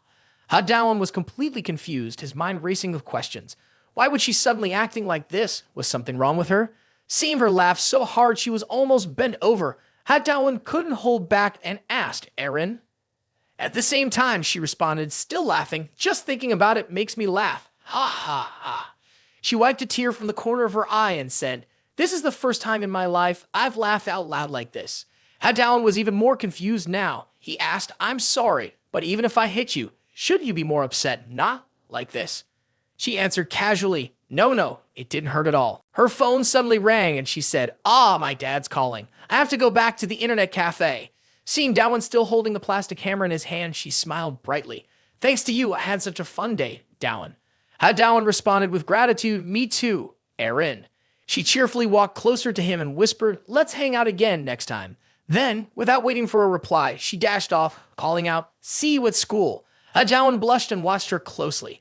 After a moment, he finally replied, Suddenly, a voice broke the moment. "What game did you two play?" Hadawan froze midwave. An unfamiliar man appeared out of nowhere and slung his arm around Dawan's shoulder, looking very sly. Dawan quickly pulled away and asked, "What's going on?" The man casually spoke into his phone, "Oh, right. I found the idiot in the white puffer jacket." Then he added, "Okay, everything should wrap up quickly." Hadawan was confused. You're looking for me?" he asked warily. "What do you want with me?"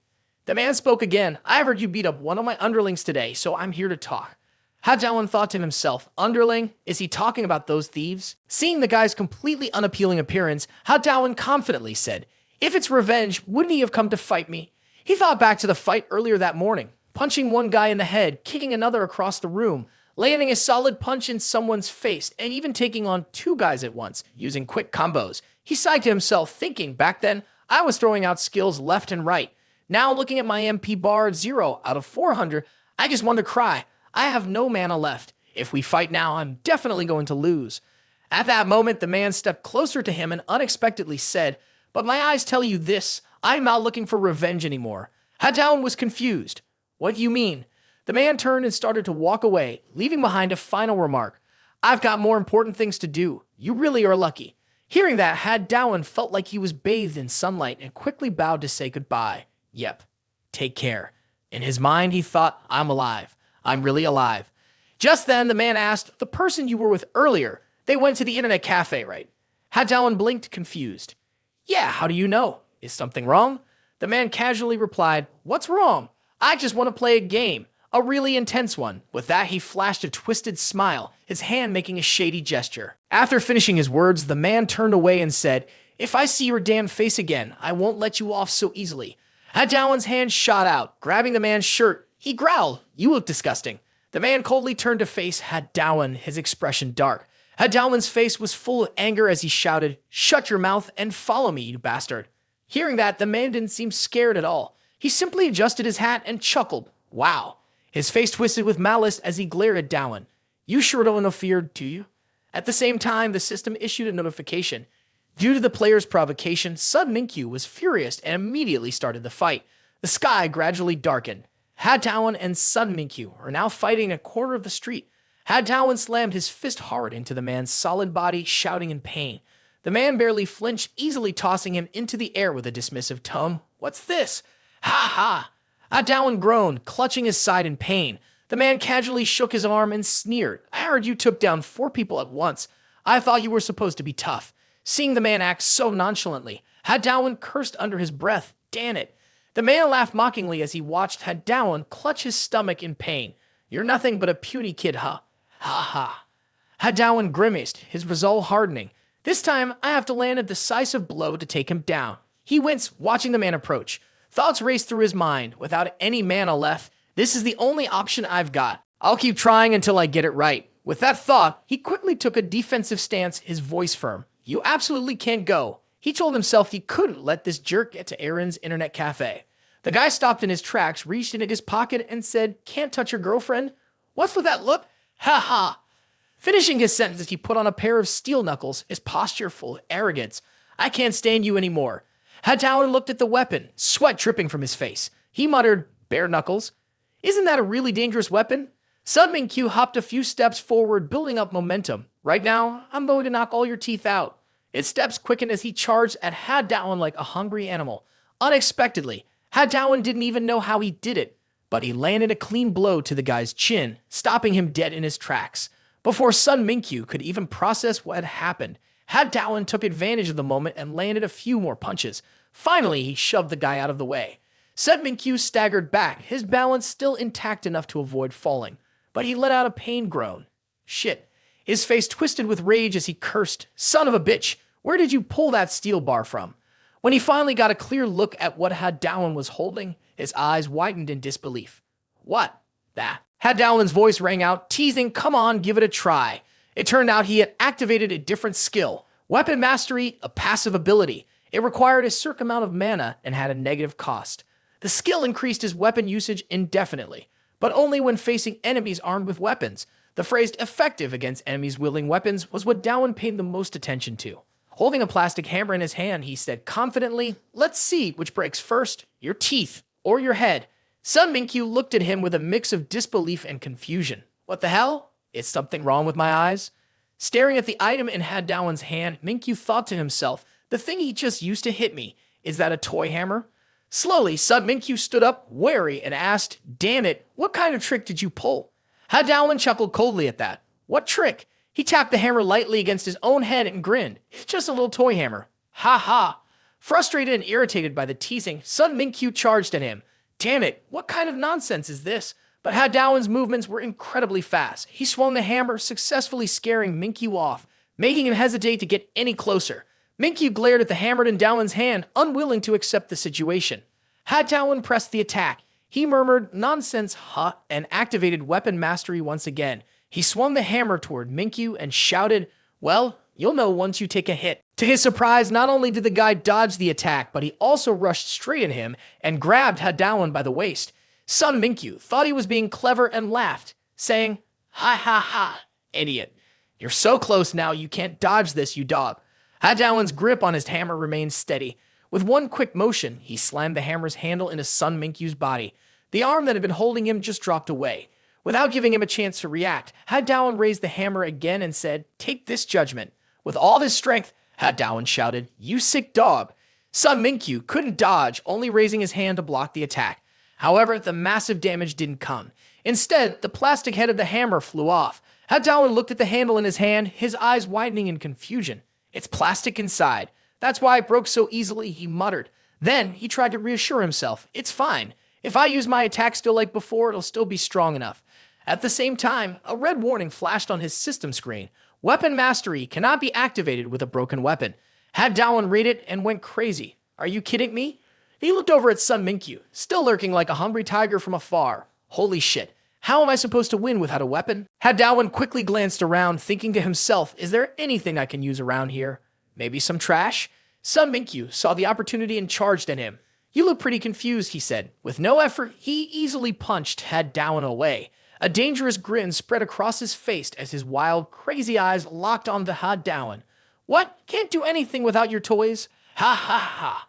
Hadawan pushed himself up, holding his aching cheek. Ha. What kind of power is this? It's completely different from the punch I took earlier. He looked towards Sun Ming-Q, who's already coming at him again. The man threw punch after punch, laying each one on different parts of his body as if trying to take out all of his anger. The last punch slammed into Hadawan's stomach, making him cough up blood. Sun Ming-Q's voice dripped with contempt as he spoke. I've had a great idea. Before I kill you, I'll ruin you first, then drag you over to that whore. Hadawan's body flew into a corner like a kite with its string cut. Ming-Q looked down at him, grinning even wider. Sun Ming-Q raised his hand, holding his weapon like he was showing it off, and taunted Hadawan. Then I'll have my fun right in front of you. The alley echoed with his vile laughter. I get to avenge my men and satisfy my own desires. What a 2-for-1 deal, huh? Ha ha. Hadawan struggled to get back on his feet, and asked the man, "Where did you learn that? Where did you pick up those cowardly, cruel tricks?" Hearing his tone, Sun Minkyu was momentarily confused. What? Hadawan revealed his bruised face with a long scratch running down his cheek and angrily asked, "Why the hell are you guys doing these disgusting, low-down things? Why always choose the bad path? Why?" The man moved closer to him, saying, "What's this? Are you asking me? Ha ha, it's simple. Because living like this benefits me." As he spoke, his hand rose, ready to strike Hadawan again. But just then, something hit him directly in the head. Sun Minkyu winced in pain and cursed, "Damn it! What the hell? My waist?" Weapon mastery kicked in. His eyes widened as he looked at the belt Hadawan was holding. He mumbled, "A belt?" At that moment, Sun Minkyu didn't realize that weapon mastery had been activated again. He charged toward Hadawan, yelling, "Are you pulling this trick again?" But Hadawan was already using the belt like a whip, relentlessly striking him. As he swung it, he yelled, "It benefits you! What's wrong with your brain that you think that's just the way things are?" With that, Hadawan swung the belt even harder, hitting the man with full force. The metal weapons on Sun Minkyu's body fell off, and he let out a painful cry. However, his hands still managed to grip the belt, and with a crazy, twisted smile, he laughed. Ha ha ha ha. His hand tightened around the belt, trembling, but he continued to laugh and said, "Ha ha, have you lost it again? Or should I state it again for you?" With his face covered in blood, he spat out, "Living peacefully only leads to harm. You know that as well as I do." Hadawan stared at him, bewildered, unsure of how to respond. He could only hear Sun Minkyu continue, "So, damn it, you bastard, stop pretending to be so righteous." As he spoke, Sun Minkyu swung his remaining hand toward him. Hadawan gritted his teeth, quickly using the belt to wrap around his arm, then threw him over his shoulder without holding back, catching the man completely off guard. Sun Minkyu groaned in pain. "Ah!" He was completely defeated, crying out in agony. "Ah!" The system then notified, "Mission completed successfully." Hadawan, his face covered in bruises and one eye swollen shut, panted heavily as he looked down at the man. In the small corner of the street, there was no more shouting or fighting, only Hadawan standing tall and victorious, gazing down at the twisted Sun Minkyu. Later, as they walked along the busy street, Ju Erin's father gently looked at her and said, "Sweetheart, should you be studying by now? I'm sorry for interrupting you like this." Hearing this, Ju Erin smiled and replied, "It's okay, Dad, but in return, will you buy me some good food?" They didn't know that Hadawan was behind them. He stood silently, watching the warm scene, only hearing her father's voice. "Ha ha, of course. What do you want to eat, my girl?" Ju Erin's innocent voice chimed in mid-chocolate fried chicken. "Is that okay?" Her dad teased her lightly, laughing. "Ha ha ha." Hadawan, still the puffy face, muttered, "She's really close to her dad. I'm just glad nothing happened." Around midnight, Hadawan sat down wearily on a chair, thinking to himself, "I'm just glad I'm okay." But the movement was a bit too much, and he winced in pain, groaning, "Ha-ah." He collapsed on the sofa, muttering, "I thought today was the day I was going to meet the grandparents." Suddenly, something seemed to click in his mind, and his expression grew thoughtful. The image of his bloodied face and Sun Minkyu's words flashed in his memory. "Living like this is what makes it worth it. Being kind only brings harm, you know that well." He thought to himself, "I really don't know how to answer that question." Looking at the happy family photo on the shelf, he wondered, if it were my dad, someone who's had to deal with people like that for half his life, how would he answer? This is a tough question, one that even Hadawan couldn't figure out after thinking for a while. He slammed the items he won today onto the table and shouted, "Forget it! I don't know. Let's just check the rewards first." He picked up the bronze key and the system immediately announced, "Reward for completing the mission, 5 bronze keys." At this point, he thought to himself, "I've realized something today." His expression turned serious as he continued, "There will be unexpected battles popping up out of nowhere. If I keep saving these keys, it could be really dangerous." As he inserted the key into the slot, he remembered, "I already upgraded my attack power before, so this time I need to invest in another stat." Immediately, a series of notifications rang out. "Unlock stat, speed plus 10. Unlock stat, speed plus 10. Unlock stat, speed plus 10. Unlock stat, defense plus 10. Unlock stat, defense plus 10. Looking at his character's info, he saw attack power 31,969, defense power 21,979, speed 31,969, mental strength 199. Hadawan was confused, unsure of what mental strength even did. He looked at the remaining pouch and thought, next is the special reward from playing the rock, paper, scissors game with Aaron. He remembered the system notification from earlier and wondered, dungeon map. Looking at the system screen, it was still there. The quest for the hammer god had arrived. Use all your strength to hit Ju Urin on the top of the head. The reward was a dungeon map, and the time limit was 5 minutes. He thought to himself, even if I give it 100 times, the system screen still pops up like this. Does something like a dungeon or abyss really exist outside of a game? Ha-Down was curious and quickly opened his bag to check. As he fumbled through it, he muttered, "One day, monsters or doors from a game might actually appear, but I doubt it'll be anything like this." When his hand touched something, his eyes widened. Of and away.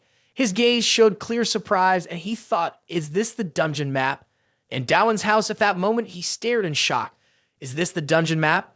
The system popped up, showing the location of the dungeon. In his hand was a flyer for a high-rise building, a luxurious life, a royal castle. He wondered, isn't this just a poster for an apartment building? How is this supposed to be a map? Dowan leaned in, flipped the ad over, and started searching inside. Immediately, a full information board appeared, showing directions. It said he was currently at Seoul Station, and across from the royal castle mentioned on the poster, there was a mini market. To the right of the castle, there was a public parking lot, and below, some guiding text. Expected completion by the 20th. Take line 2 and get off at Seoul Station, exit through gate 2, then walk for about 10 minutes. Dowan's eyes lit up. So this was a map for the apartment complex, and it even had an expected completion date. The building was still under construction. He thought for a moment the construction site being the dungeon. Quickly, another system board popped up. Noticed Dungeon D5 opening soon. For this dungeon, it's recommended to form a team of 2 or more. Dowan muttered to himself, it opens in 5 days. Just like in a game dungeon, you have to form a team before entering. If that's the case, this dungeon must be pretty tough. He thought over the system's team requirement again. But then Dowan just tossed the poster aside and casually walked off, saying, forget it, I'm too scared. Haha. Immediately, a warning message popped up. If the dungeon mission is canceled, there will be consequences. After reading the system notification, he hesitated a bit. I guess nothing surprises me anymore. The next morning at school, Dowan told himself, it's fine, right? If it's a squad member, there's already one person. At that moment, Unsong firmly said no. He panicked. What? Aren't we on the same team? He pressed his phone and added, I already have plans that day. Then he turned to him, and don't get twisted. I'm not some pawn you can just move around. Got it? Hearing this, Dowan immediately crushed his hopes. This is a failure. Want to eat? He sighed, feeling frustrated inside as he thought, who should I ask to come with me? Jian, sitting across from him, looked a little worried. What's wrong, Dowan? That made him pause. Then he suddenly realized, right, I still have Jian. Without missing a beat, Dowan spoke up. Jian, Thinking back to what the bullies had done and seeing how weak he was, he thought to himself, no, I can't let this happen, no matter what. Then he spoke up. It's nothing. Ha ha, the food is really good today, huh? He felt a bit disappointed inside and thought, guess there's nothing I can do about it. At that moment, Jian was curious. Dowan thought to himself, I can't take Jian to a dangerous place like that. When school ended, everyone grabbed their bags and headed home. Dowan sighed again. There's no one to go with me to that place. Suddenly, Sayan spoke up, asking, where are you going? He was startled, then turned to her, stammering. What's going on, Sayan? This left her a bit confused. He was sweating and couldn't believe it, saying, how did you end up here? Is your thing showing up without making a sound or special talent? Sayan replied, I still don't have your number, so I came here. He was surprised and asked, what's going on this time? She answered, it's nothing special. Then she said, you've been a representative for a while now, but you still haven't properly introduced yourself. Dowan asked, introduce myself to who? She replied, who else? The people at Borama. As soon as he heard that, he realized.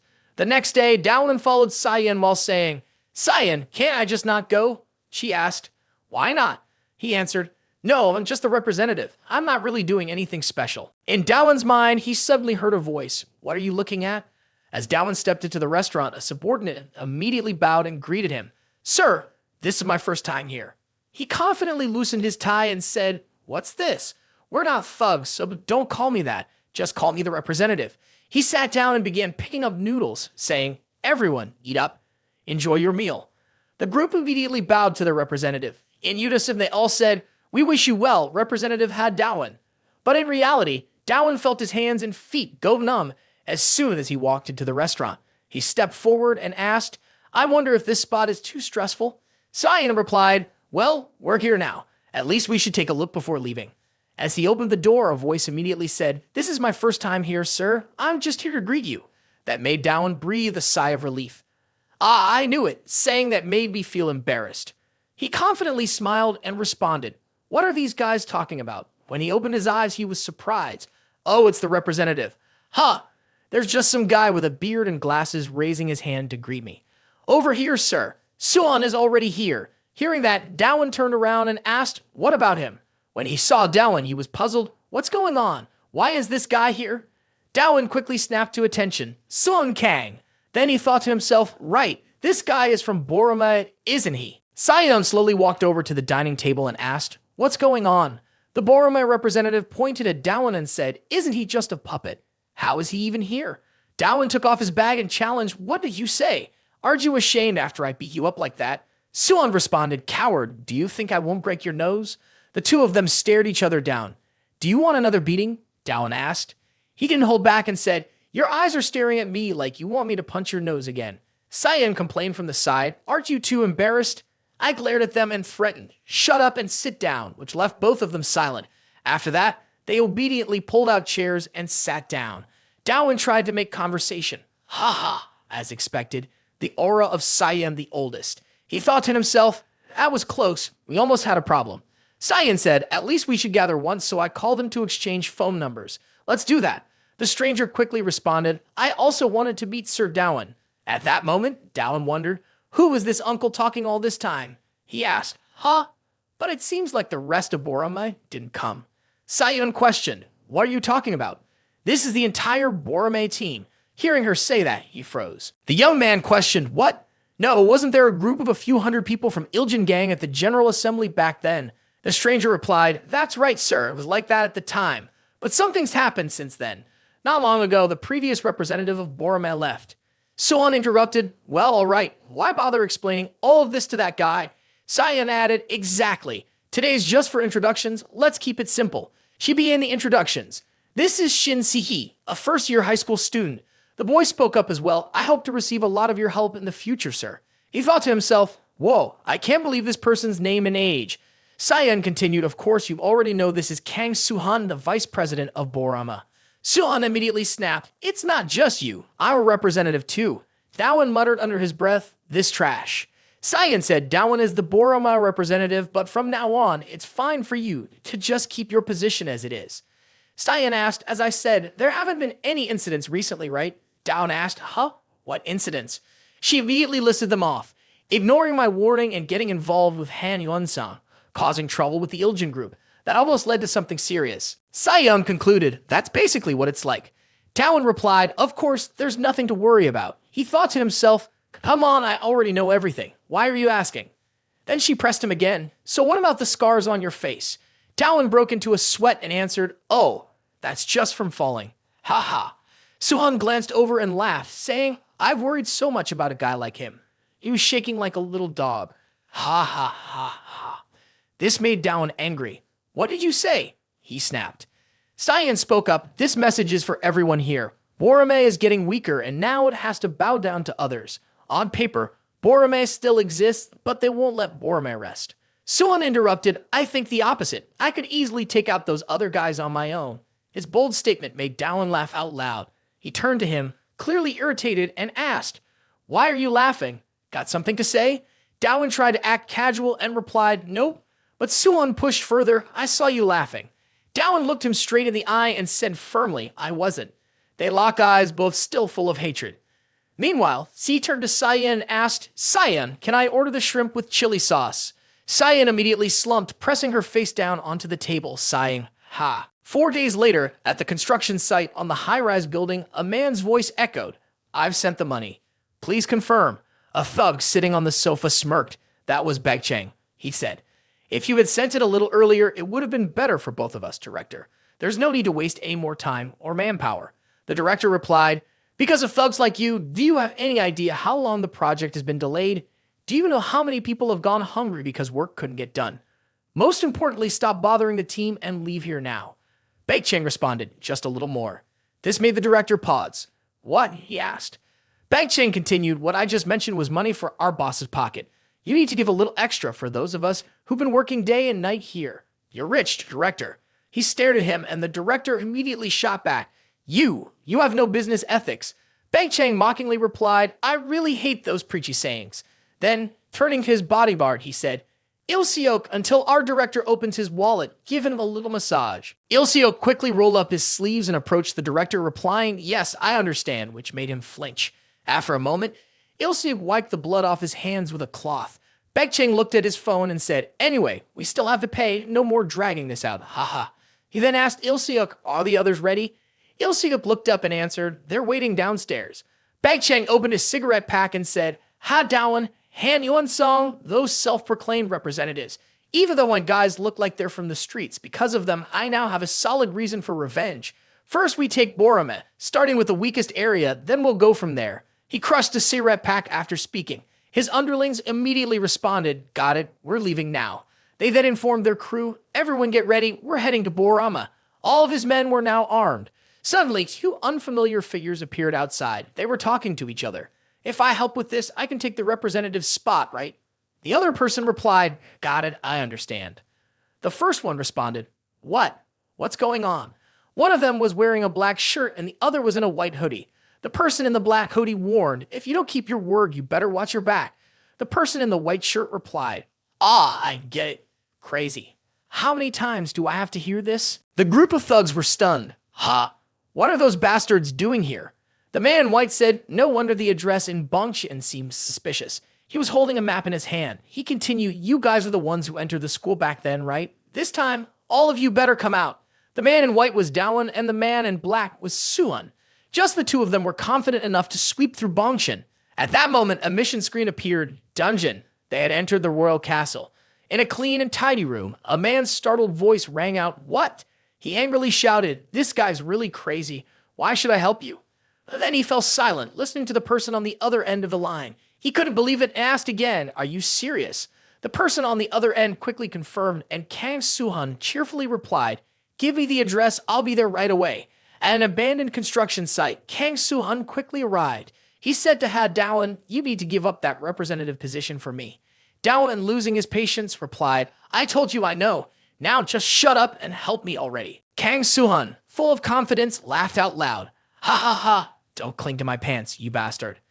At the same time, out of nowhere, someone appeared behind him, swinging a stick, ready to strike. He hit Kang Suhan hard with it and shouted, Take care of yourself first, you idiot. However, what he saw was only the broken end of the stick. Kang Suhan was completely unharmed and shot him a glance. The chubby guy who had tried to sneak attack stared at the broken stick in his hands, muscles bulging, asked, What the hell? Kang Suhan let out a mocking laugh. Ha ha ha, you really thought you could get me with that. With that, he swiftly grabbed the guy by the neck with one hand. Lifting him up easily, he arrogantly said, I'm Kang Suhan, the granite of Borome. The chubby guy struggled helplessly, gasping, Ah. Right away, another person with an iron rod charged toward them, shouting, Let go of him, you bastard. But before the guy could even get close, Suan threw the chubby guy at him. Both of them went flying through the air like kites with their strings cut. Kang Suhan roared, Get in here, all of you. You Bongshan bastards. Over here, Ha Do Wan stared at him in confusion, thinking to himself, I've always looked down on this guy, Kang Suhan, just because I beat him once. But what does he want? He's already this strong, so what more does he need? Remembering the fight with Kang Suhan that day, Ha Do Wan couldn't help but think, Yeah, that's right. He even stopped my falcon drop back then. As he reflected on that battle, he realized if he hadn't underestimated my defense and taken that deadly hit, I probably would have lost. Sure enough, bringing him along was the right choice. With that thought, he excitedly grabbed his red staff and waved it around, saying, Come on, kill them. I'll just be here cheering you on. Kang Suhan seemed to be pumped up, eagerly charging ahead. Watching him go all out for him, Ha Do Wan thought, Even trash has its use, huh? Suddenly, a system message appeared in front of him, leaving him confused. What? The system displayed a new task. Newcomer event in the dungeon. Defeat 5 low-level monsters in the dungeon. Reward. Golden key. Ha Do Wan was surprised. At event task? On the other side, the two others noticed the battle was going badly and muttered angrily. Damn it, we should join in too. Alright. Unexpectedly, Ha Do Wan vanished from sight, reappearing behind one of them. He thought, even though I hate fighting, a golden key, how can I resist? Immediately, Ha Do Wan activated his weapon mastery skill. Almost instantly, the system's electronic voice echoed, You have defeated a level 1 monster. Seeing his comrades, who had been eager to fight just moments ago, now lying motionless on the floor, The remaining one stammered, cursing, "You bastard." He swung the iron staff in his hand, aiming for Hadawan's head without mercy. However, Hadawan calmly blocked the blow with his foot. He sneered, "Guys with metal pipes should play by the jungle rules." Without hesitation, he swung the staff in his hand with force, sending his opponent flying backward. The guy was covered in blood and gritted his teeth, shouting, "Damn it." With a firm grip on the staff, Hadawan slammed it into his opponent's stomach, causing him to writhe in pain. The system's electronic voice sounded again. "You have defeated a level 2 monster." Hadawan thought to himself, weapon mastery is really overpowered. He looked at the 2 men he had just taken down and muttered, "My skills are pretty solid, huh?" Hadawan couldn't help but feel pleased. This is exhilarating. Meanwhile, Kang Suan, impressed, kept praising him. "Oh, what the hell is that? You're actually pretty good. Is this really the bastard I know?" Suddenly, another guy appeared behind him, clearly trying to sneak an attack, swinging a bat. He screamed, "Ah!" This made Kang Suhan stop smiling. His face turned serious, and with ease, he dodged the hit. Then he turned and landed a solid punch to the guy's jaw. Another person saw an opening and successfully struck Kang Suhan with an iron bat, but it didn't faze him. He spun around and threw a punch right back at him. Watching their comrade get pummeled and scream in pain, the others started to get scared. One of them shook, hesitating to move forward, when Kang Suan spoke up, asking, "Hey, I got a question for you." The guy looked confused. Kang Suan continued, "That bastard is here too, right? Jai Baekchang, the one who represents Bongshan for you guys?" As he spoke, the image of Jai Baekchang involuntarily flashed in Kang Suhan's mind. Meanwhile, Jai Baekchang was leisurely holding a glass of wine when he casually heard the shout. Immediately, he turned his attention to the noise. He wondered aloud, what's going on? Had they left yet? Ilsik sat across from him, coldly making a phone call. "Report, they're not answering the phone."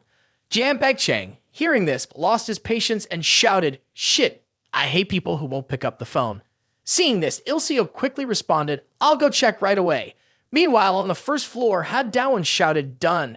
At his feet, 2 guys were already knocked out. The system kept announcing, "Low-level monster level 3 defeated.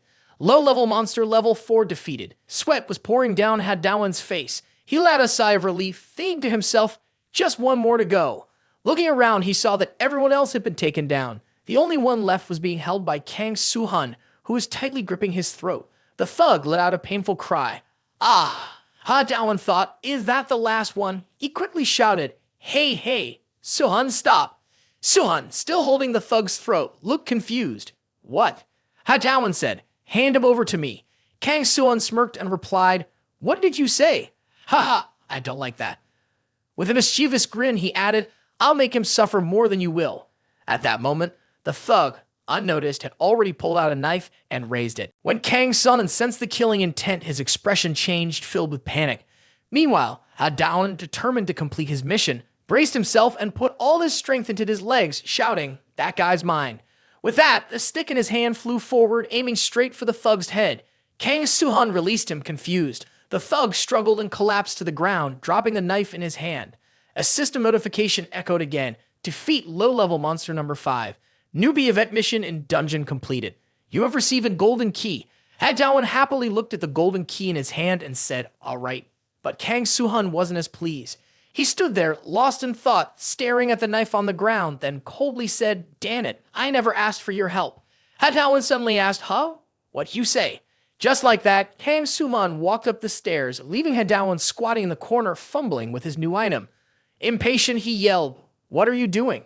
Aren't you coming? Are you scared?" "Ha ha ha." Seeing this, Hadawan quickly ran after him, snapping back, "Dream on." The 2 of them climbed up the old, crumbling stairs, surrounded by nothing but darkness as black as ink.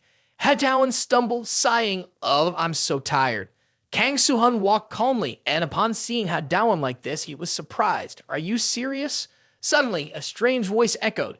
This was beyond my expectations, which startled Hadawan. "Ha." Ilsik appeared. "Oh, I didn't expect the seniors to visit us like this." Hadawan was taken aback. He remembered the scene at school. This guy looked like one of the people he had fought on the first floor earlier. He panicked. Isn't he one of Bongshan's people? Kang Suan, on the other hand, was intrigued. With a smile, he said, "Ha ha, if you're here, then maybe Jai Baekchang is around too." With that, he coldly walked past Ilseok and told Hadawan, "I'll go ahead." Left behind, Hadawan was confused. But just before Kang Soo-hun could get too far, Il-suk suddenly grew serious and reached out, blocking the way. Where do you think you're going? But what no one expected was that Ha-Dawan would act unexpectedly. He used his skill to strike a gap and successfully injured Il-suk. In his mind, Ha-Dawan had been thinking. The dungeon's specialty was that more monsters appeared on the upper floors. Seeing Il-suk turn around coldly, he boldly said, "Your opponent is me." By now, Ha-Dawan was happily thinking that the remaining tasks should be left to Kang Soo-hun. With an excited expression, Ha-Dawan grabbed a paintbrush and shouted, "Hey, grab your weapon. Let's go make this battle a fiery one." He thought to himself, I'll just sit back and enjoy watching the low-level monsters here. Upstairs, Jai Baekchang lazily sat back on the sofa.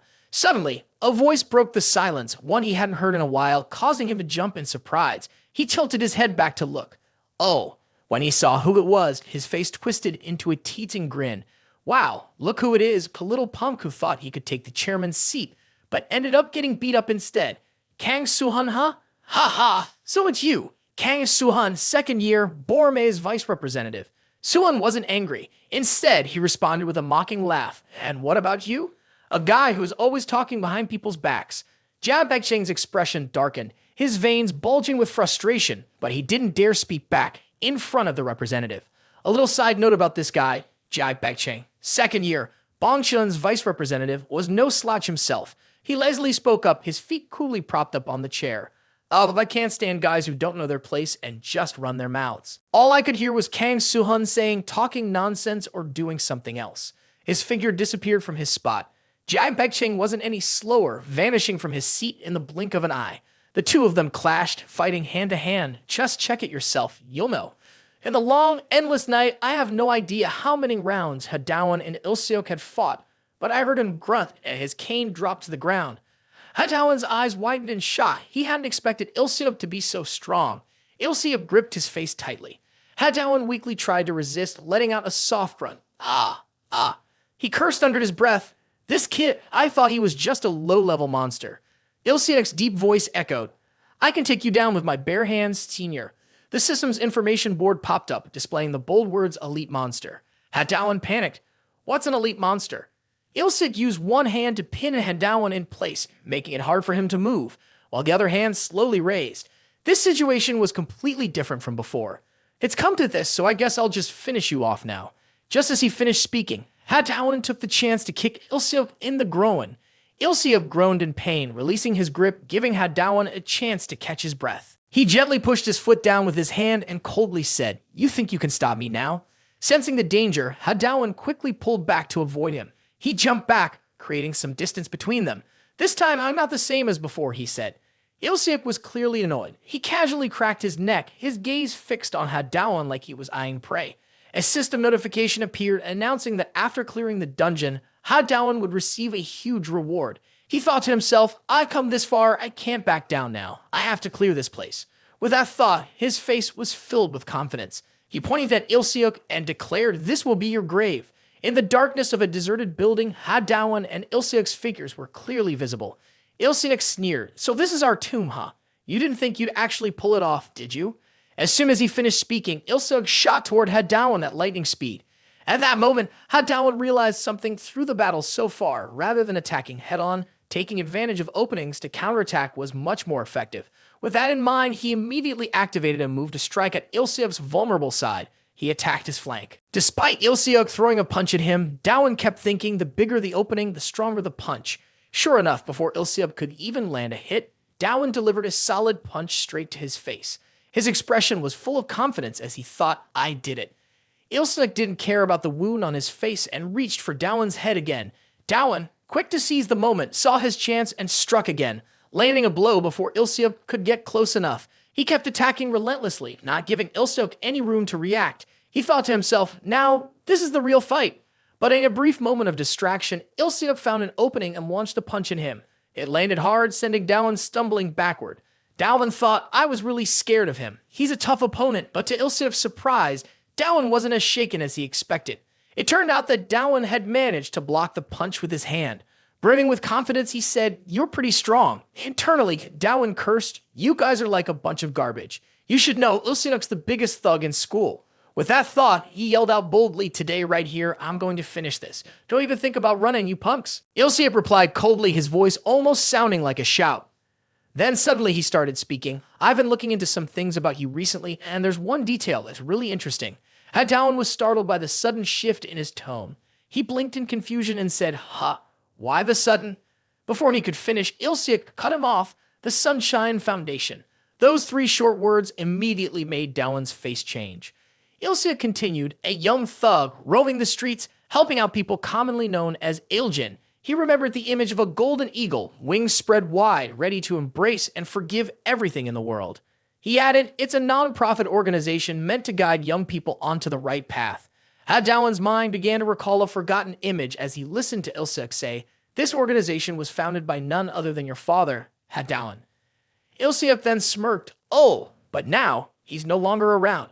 I guess you'd call them the late Mr. Ha." Hadawan cut him off, his voice cold. "Hey." His expression shifted, turning fierce as he rolled up his sleeves and said, "Don't you dare talk about my parents." Meanwhile, upstairs, Baekchang's sofa now sat empty and abandoned. He and Kang Suhun had been going back and forth, testing each other's strength. Despite his hands shaking from the pressure, his face remained as arrogant as ever. Baekchang spoke up. "Anyway, I was planning to take over Boromir today. Where did you catch that scent?" Suhun wasn't backing down either. He sneered and replied, "Oh, what nonsense are you talking? I'm just following my damn agent." His foot slowly moved as he added, "Oh, really? So the agent from Boromir is here too. That's nice." As soon as he finished, Baekchang shifted his stance and kicked his foot up high, striking Kang Suhun directly. Suhun didn't have time to dodge and took the full blow. With a look of contempt, Baekchang said, "The prey knows exactly where to walk into the trap." But then he froze. What? It turned out Kang Suhun had already countered. He had grabbed Baekchang's leg, his expression wild with fury. "I'm the hunter," Suhun snarled.